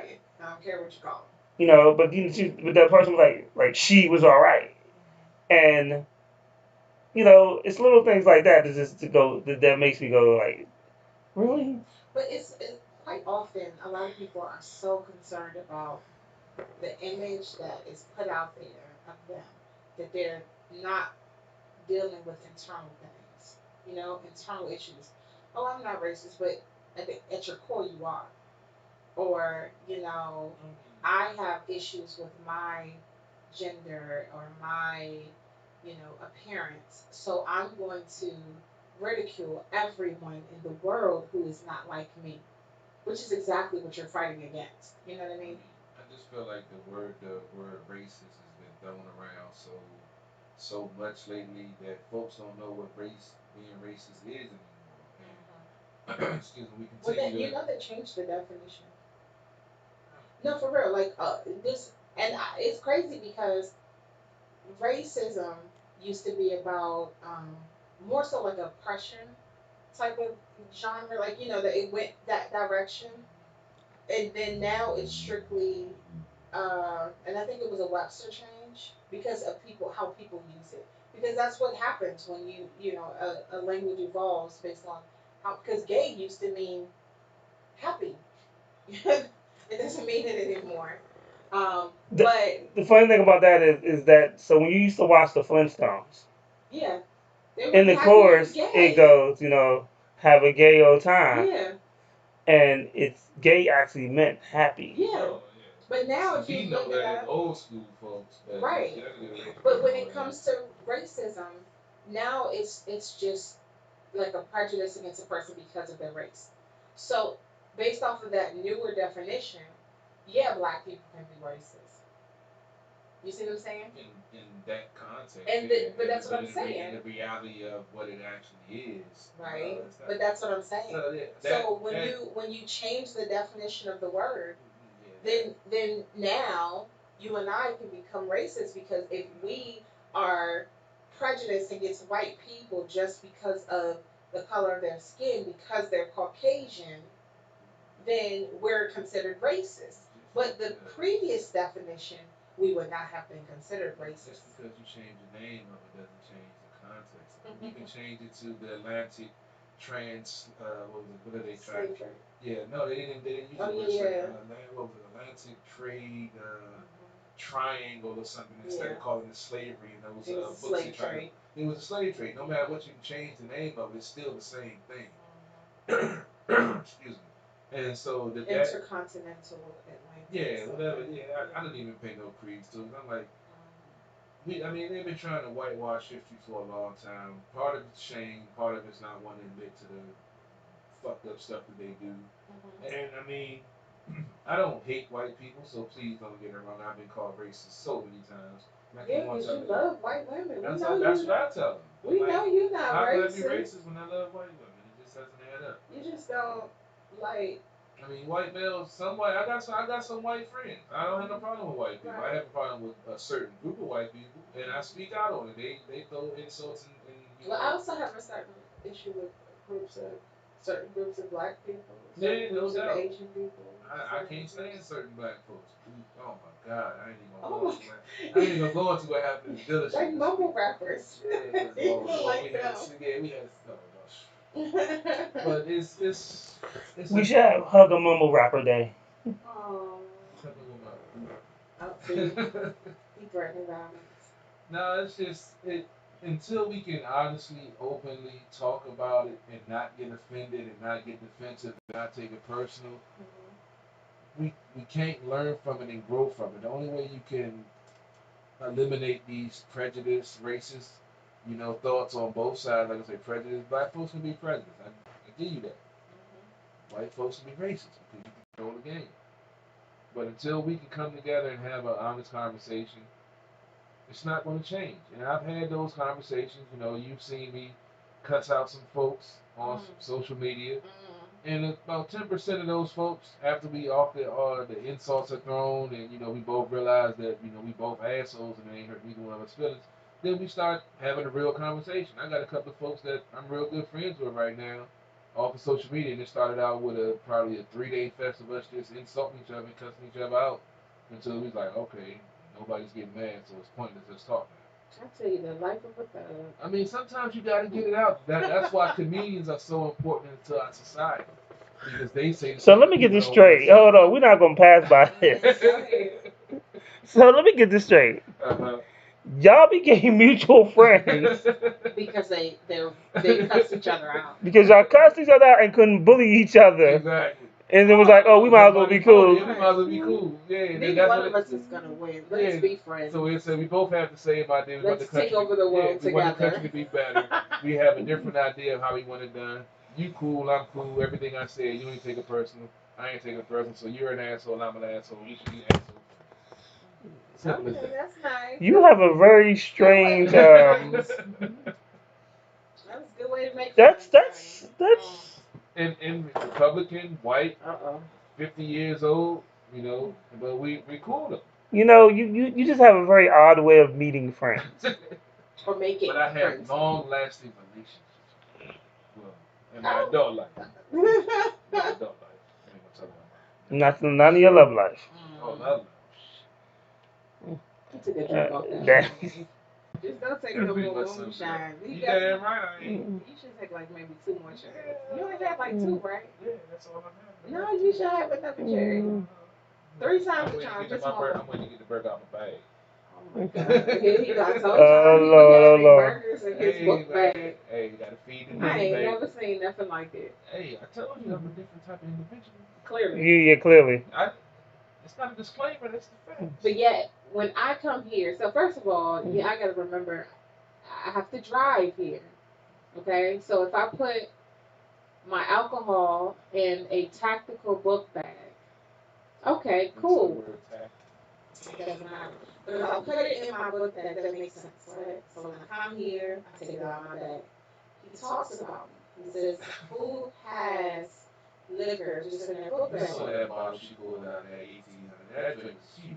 It doesn't matter. At the end of the day, I carried it here in that bag for a reason. Okay? And it's glass. It helps protect the bag. Why? cheeseburger in your bag? Because you never know when you gotta feed the need. And so for me, it's literally a form of transportation. I put the alcohol in the bag, come here, and take the alcohol out. Everyone can see it, right?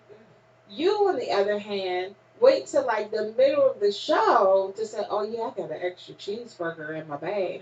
Who does that? Because I know it's Sunday. I didn't get a chance to grill. No, so even when we have food here, sometimes you have had a cheeseburger in your bag. I get the 2 for $5, and I eat one of them at work, and I have the other one because I You know I'm hear gonna this be drinking. one? I told you I'm an ex-Boy Scout. Be prepared. Yeah, It always smells like some bullshit. Okay, y'all, we had Famous Dave, the big And he- catering platter.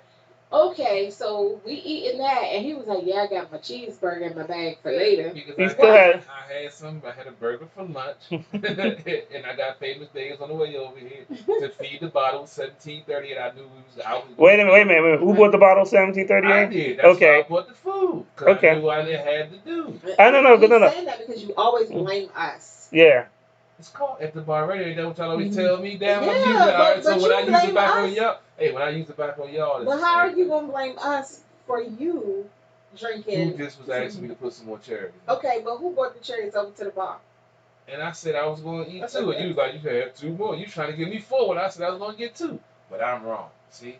Because I feel like the Blame the cherries black. are amazing, and you should That's just. cool. That's why I'm partake in trying to get to my burger in my bag because of the cherries early. Now you understand what I'm talking We only about. had 2 cherries, y'all. Come on. Look, how you know the last time I had moonshine? When I had But Atlanta you didn't moonshine. even really want the juice. You didn't want the moonshine. You just poured wanted it in the my cherry. cup when I had the wine, so you fixed my drink. No, and I no, drank it was like a half a spoonful.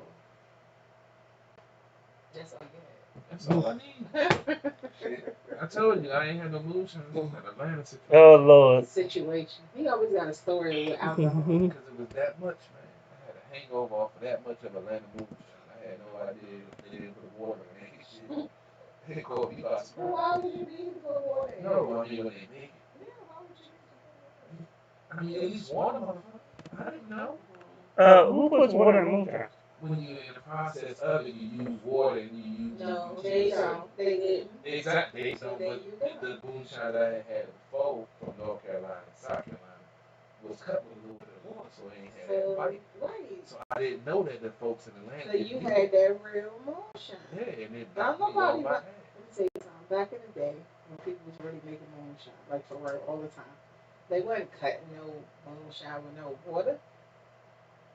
Talking about water in the process when you're making it. I know. You They condense ain't when you cut it. evaporate. I know that. But now, So you had real moonshine. Don't complain. I ain't complain. I just stay away from that shit. Damn it. You know what? I'm about to play some music, Yes, we CP3. need that because somebody acting up. I'm not naming no I told you names. to start before the show started. So what did you have in this cup? Yeah. I see all these different colors. Hey, lazy. They can see you. So grab your favorite toy. Yeah, yeah. Yeah, yeah. Yeah, yeah. That bullshit played out. Always wanna talk now, what you wanna say now? Looking for some brown now, looking for a way out. In and out my life, you made the choice, just stay out. Yeah. You know my heart was on 10. I wasn't depending to see the end.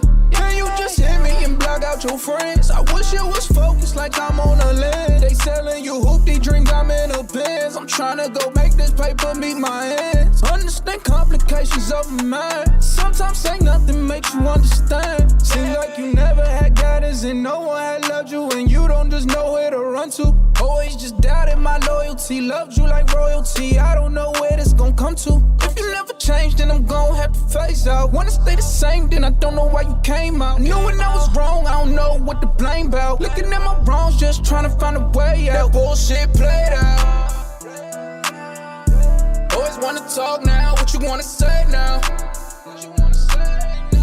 Looking for some brown now, looking for a way out. life, you made the choice, just stay out. Yeah. Shorty, you with my little boo thing, but I can't stand the way you do things. I'm trying to slide, but you always having mood swings. Going in a circle like a merry-go. You keep on living in the past, you need to let it go. Only scared niggas like you don't believe me. I hear you telling all your friends that you don't need me. They always getting in your ear like you should leave me. Ain't met a nigga that's this real, look how you treat me. At first sight I thought it was love, but you used to dealing with scrubs. Gave you everything in the bowl. Can't believe that you giving this up. I told you every little thing that I was going through. Inconsiderate, you wanna fuss and argue. I told you that I was anemic, no you start to. But look at all the bullshit you put my heart through. That bullshit played out. Always wanna talk now, what you wanna say now? Looking for some brown now, looking for a way out. In and out my life, you made the choice, just stay out. Yeah.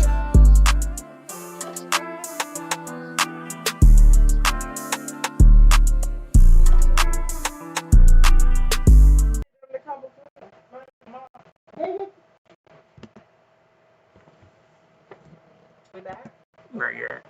We gotta put the joint from New Zealand. It's the Facebook that you're on? Oh, you just going through Facebook. You in a crate. Okay. My bad.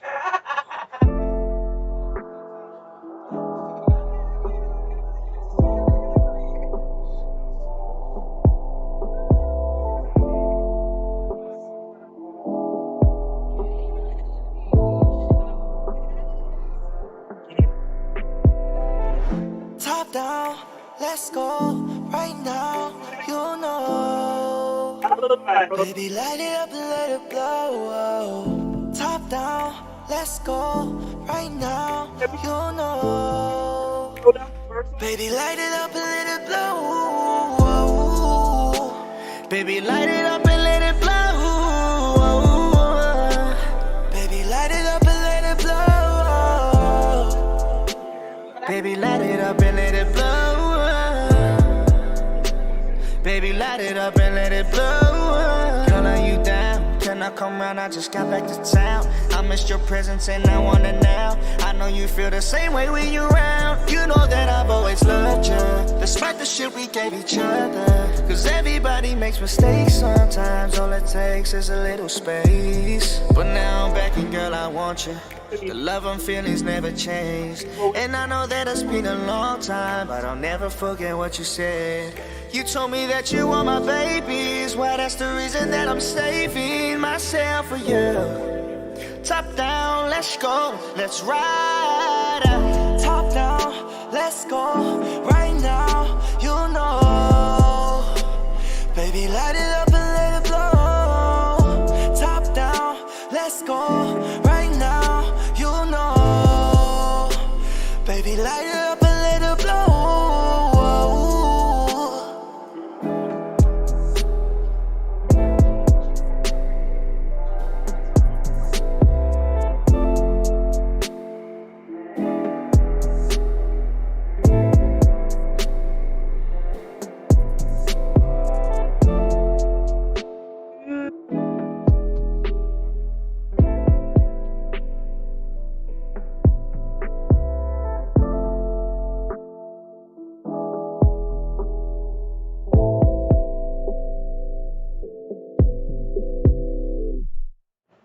Okay, we're back. As CP3 is texting random baby mothers back. Mm-hmm. Are you sure it's my son? Somebody might answer.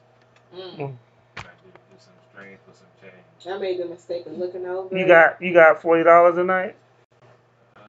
Nah. You got 35? I'm waiting on some funds to come back right now, so I had a situation. Well, I made the mistake of looking over at your phone, being all nosy. Oh, well, you gonna talk about after looking at somebody's phone. I know. I did. I done messed you up a little bit, a couple times. Stuff I ain't needed that. So. But it wasn't me.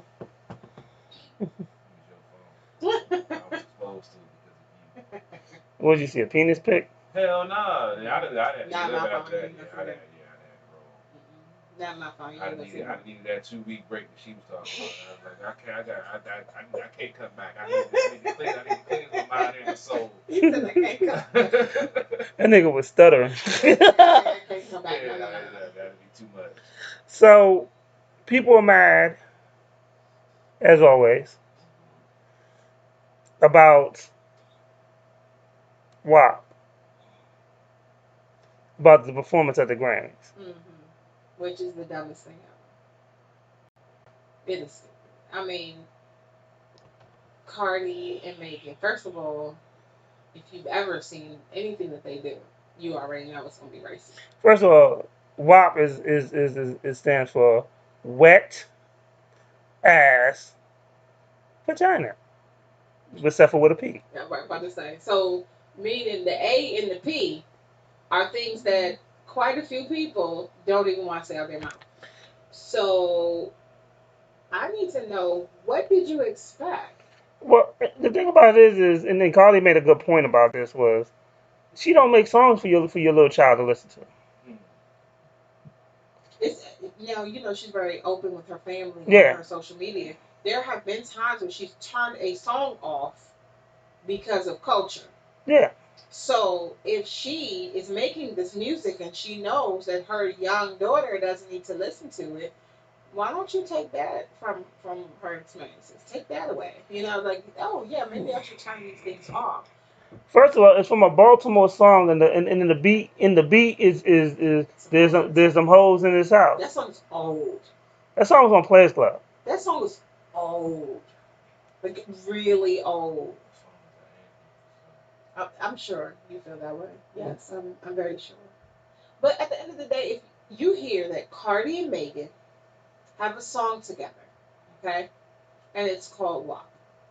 If you ever heard the song, and you know that they're going to perform it, why would you be surprised when the performance went the way that it did? Honestly, have you seen the video? The performance wasn't as bad as the video. Yeah. You've never seen the video? Oh, you would love it. What is wrong with you? Who are you? You need to see the video. I haven't even heard the song. What? I've heard about the song, but I haven't even heard. I don't listen. It doesn't matter if you don't listen to mainstream. Once you hear about it and you hear what it's about, you of all people, I'm surprised at you. I mean, I heard what it was about, but I don't like to just join because of the mask. No, it's not join. You become informed. You do your research. You do your research from anything else.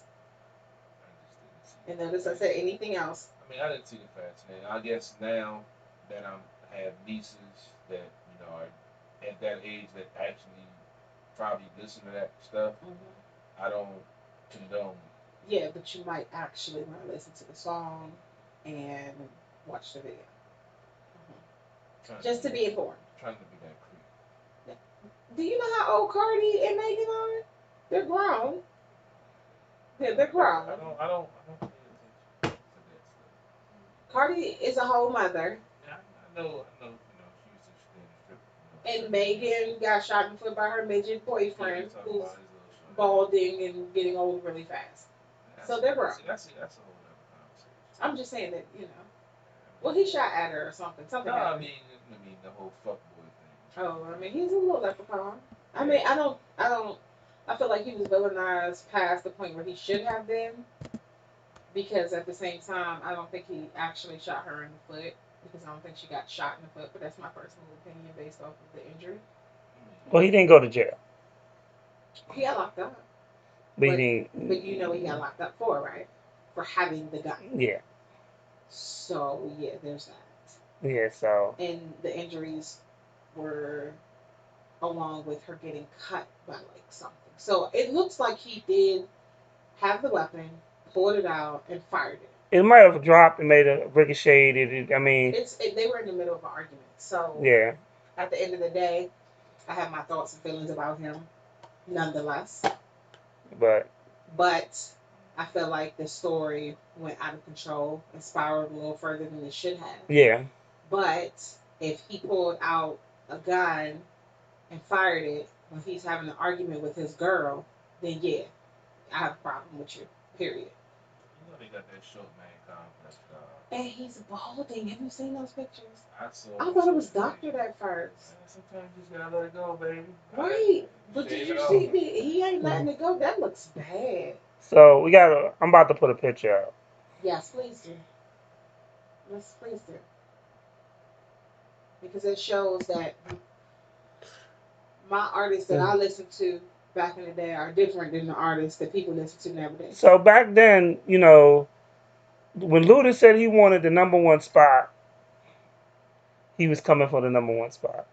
When Rakim dropped Microphone Fiend, you know, when Nas, when all these dudes, Jay, and everybody was fighting to be the king of New York or the king of hip hop, and you know, now in 2021, we have Lil Pump, and he became a bad bitch.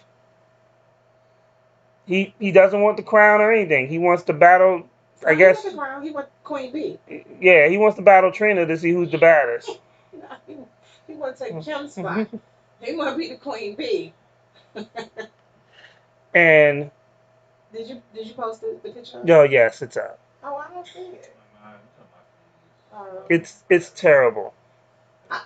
He looks like a ratchet chick. And he looks so, like a ratchet. Let's get this out the way.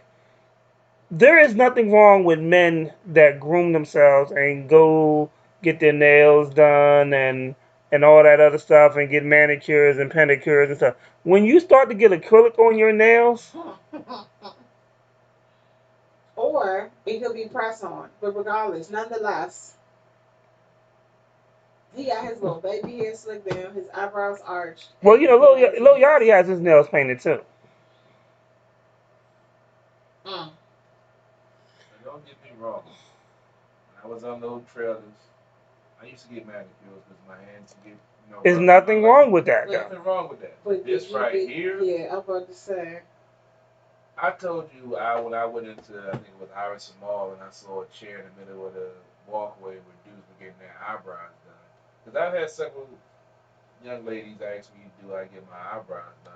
And I look at them like, I'm a grown-ass man. Don't no grown-ass man get his eyebrows done. There are, let me tell you, in different areas, and you know, have different ways of doing things. You go to Philly, and you sit in the barber's chair, and some barbers will shape up your eyebrows.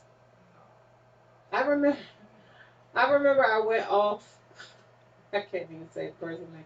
I went off on a gentleman that I was in a relationship with when he came home and he got his hair cut by a barber who was from Philly, and that man touched up his eyebrows. I went off. But to make matters worse, we were in the middle of a disagreement, and I turned around. Oh shit! And I said some things that were less than polite. I didn't even say that. You say go back to that nigga that touched up your eyebrows. It was literally a who, what, when, where, why situation. Like, what just happened? Like, I forget the argument. What is going on? So, I definitely. Shout out to people that call me while I'm on air. Oh my goodness. But I definitely understand that there are some men who do that with their eyebrows. But in this situation, I'm confused. And the reason why I'm confused is because I thought he was a straight man that liked and wanted the attention of women. If that's the case, what are you doing? Like, for real. Because you're putting, when you dress like that, you do your hair this way, and you have your nails this way, you're putting out an image. If you want women, what? I'm confused. Is that supposed to? Am I supposed to want that? I mean, not me personally. I mean, it's toxic masculinity. No, that's not toxic masculinity. That's or maybe it's toxic female masculinity. Femininity. Femininity. But even still, if a woman like pressured him to do that, then that's different. But I don't know. What he was thinking, and I feel like this day and age, these kids are. Because he's a kid, he's young, and I feel like they do things for what we call for clout. For attention. Right. And you got your attention, and we're even talking about him. So I guess in a sense it worked. However, it's that thing about bad publicity is good publicity. No, that's actually not true in this day and age. But the thing about it is though is one, if he was gay or something like that, I can clearly understand. Right. That's why I'm confused. But for him to do that and to be like, oh, I'm a straight male, and I'm confused. I'm really confused Yeah, now. I'm confused. Is this like, are you trying to make this a trend? I don't know. I mean, I couldn't even deal with the man person. So I'm good you with know, people expressing themselves. I am. And I guess this is the way that he wants to express himself, this self-expression. But or he's on some hard drugs, that could be a case too. and I think that may be the case. But what? Sipping that gangster I'm lean. confused. I'm so confused because this is just not. That's not what they're saying. That's not a good look. I mean, it's It's better if not. you get the tattoos all over your face and get your little hair, get your little baby hair slicked down. And then like he got pink braids. No, his hair is dyed like a pinkish red color, and I think it's supposed to be dreads or something. Is it dreads? I don't know what it is. It looks like throw up. Yeah, it's supposed to be dreads. It looks like it looks like his hair looks like if And he looks proud of it. if Like he's COVID holding his hand like it's COVID-19 and the swine flu had a baby, it would be his hair. I mean, if somebody check on him, that's all I ask. Somebody check on him. That's just crazy. That's If not this stopping. if this is a trend that's about to go on, I don't really want to be a part. I do not. Just keep me far away from that because I am so confused. You ain't even talking into the mic. You done. I know, because I really have nothing to say about that picture. I'm like, I don't understand. I don't even know who he is. He's a rapper. Lil Pump. To me, I'm confused. That's all I can say. I'm confused. That's the first thing I said about my mouth. I'm confused. So he's supposed to be a male that's heterosexual that's trying to get chicks. I don't understand what we just saw. And if there are women that out here that it's like, oh, that's so cute. Yeah. Shout out to shout out to Keys the Poet. Keys, you're gonna have to rewind the show and watch it back. You missed a lot, but we were just talking about why Lil Pump got cheetah claws. He got his little nails done. Yeah. And So it looks like a different pattern on each finger. Like it's a different. they got too much free time. Yeah, like you really, like you committed into this look. Yeah, he did. But shout out to Keys the Poet. His album on all streaming platforms, Keys to Success, is out right now. All right. So, Oh, I think CP3 had a tear. The tear fall for hip hop right now. Yeah. The old man over here is stuck. He's. I don't that. I can't understand this new culture, this new generation, some of the stuff that they do. Well, of course not. I've already said that you like 80 on the inside. Instead of that, I take it. But you be like this new culture, these. So CP3, let's wind this down before you pass out at the bar. Yeah. Tell them what's going on tomorrow. Tomorrow is the season ending of the 5th season of Sports on the Hill podcast. We're going to be talking Capitals, we're talking NBA, we're talking NCAA, and whatever else might pop up. Might have some boxing talk. I'm going to hit up Paul, the boxing guy, and see what's good. As always, you can follow us, sportsochp.com for the website, all our podcast partners, the apparel line, all our shows archived.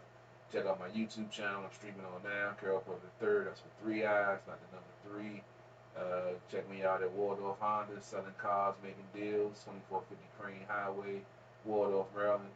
Across the street from the Popeyes and Lowe's. Come holler at your boy. Get that best deal on the nicest cars, cleanest cars, pre-owned certified, new or used. Lease also. You said that before, though, right? Didn't you say that before? I just did a lease a couple days. Oh, that was your first time? Yeah, second. Oh, okay. Yeah. Yeah. Learn a little thing or two. Okay. Gotcha. Drinking milk now. Well, you know what? He needs some milk. Almond milk. What? I'm lactose. You know what? See, we know. Why you give us this information? They need to know. No, they don't. But they just did. Well, you gonna have some chicks coming up to Waldorf Honda holding cartons of almond milk for you. No cheese. Oh, Lord, what the fuck is wrong with you? Holding almond milk for him. Hey man, that should be fine. Cinnamon toast crunch. Lady Antoinette, what you got going on? Well, I'm still in mourning for my Spartans who were defeated by Gonzaga, #1 seed, undefeated team. So I guess if we were gonna lose to anybody, I guess we were gonna lose to them. Huh? Yeah, that's a hard team to beat. Yeah, apparently. Says all of the NCAA at this point. But check me out on Lady Antoinette DMV on Instagram, Lady Antoinette on Facebook. This upcoming week, I will be tapping into some distilleries. So check that out. My reviews, pics, and everything will be included on my page. So check that out. Cool. So y'all don't have to text nobody here. There will be no show next week. So don't be like, what happened to the show? Right. I am going on vacation. And hopefully I may come back with CP3's baby mama, and he can reunite with his long lost child. That'd be so sweet. We should have that reunion live on camera. Bring the social with you, dog. I'm bringing Maury with me. Hey, I might come over and use the grill while you're gone, dog. We need to get you a grill ASAP. Oh I got my one God. of those, put it together. So. You know what? That is the most, you know what, we're going to talk about this off air. I don't want people to think that, we got all this black on black crime. Because I was going to say some things. So there'll be no show. Then the following week we'll have a show. We'll be back. And then after that, I will be gone. Yes. For about 2 weeks. Yep. No, I'm talking about after that. And I got some interesting guests lined up, and then we definitely want to get the interview. We got to get the interview when you come back with the gentleman with the book, and then also with the boxer. We got to be and there's a gospel singer that wants us to do an interview as well. Okay, so are they coming in? No, they're calling. Oh, okay. So you see me looking over there. Yeah. So on that particular show, He was gonna be here sweating bullets. Get that Bible away from me! Remember, you know how that phrase, sweating like a hooker in church? Yeah. That's gonna be him. So I'm working on some stuff. Y'all can follow the At the Bar page on IG. There's an At the Bar page on Facebook. There's Shots by 151. And then there's also this Raheem 151. Yeah. I'm sleeping good. Had a bunch of moonshine cherries. He this cup like, I'm like, Bro, He was killing these moonshine cherries. He forgot his name for a second, y'all. I've been up since 4 this morning. I need something that's gonna make me sleep good. Yeah, you're gonna sleep good. I know from the last time I slept like a baby. I actually got up wanting to go to work. Like, I feel refreshed. Damn, I should do some laps. And I'll tell you why later. Off. I say it on air. It depends on the amount of sugar, not natural sugar, but like added sugar. Mm-hmm. That determines that hangover. Oh. So like that. Remember that moonshine I brought in? It had like a cherry coke type. No, that was vodka. Yeah. The cherry coke. Yeah, that doesn't have any added sugar. Oh. So you can drink that all day. Oh, and damn. not have a hangover. Did not know that. So. You said you lucky. Only time I had it was I was drinking that Atlanta moonshine. That's the only hangover I ever had. So we'll be holding it down for 2 weeks when you're not here, and then I gotta figure out what, because I got till June, but probably gonna do something crazy for for my birthdays. But I Both know. our birthdays in June, so we gotta do something stupid. Yeah. We not having the naked heifers at the pool party. Huh? You know what? I'm about to play Lady Razzmatazz. She from New York. CB3. You going to hell? No. What's wrong with you? Y'all ain't ready for this. Is another one. Raz. I'm flowing through this hardcore simply cause I'm marvelous. The greatest of all time, the title, yeah, I'm robbing it. I got them stressed from head to toe, they bleeding from their nose. Yeah, I got them upset, now they out of control. It's that hip hop boom back, hitting the track. It's the illest of my lyrics, it's the way that I rap. Don't hold back the applause, y'all, give me a clap. I'm about to change the game and turn the whole cycle back. By any means necessary, Malcolm X. I'm that low key known as a triple threat. Got beauty and brains, my skills on deck. Yeah, extra with the flavor, the flow when I flex. Now step to the line and that neck get checked. I'm the best kept secret, quiet as kept. They going hard in the paint, now they met they match. Every title that they hold, I'm about to snatch. Cause I'm marvelous. Cause I'm marvelous.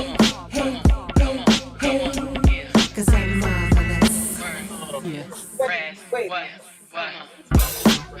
I spit fire like I did in the booth. Yeah, I spit it so fluent that they know it's the truth. My style ain't like theirs, they don't know what to do. They try to push me aside, put me in the group.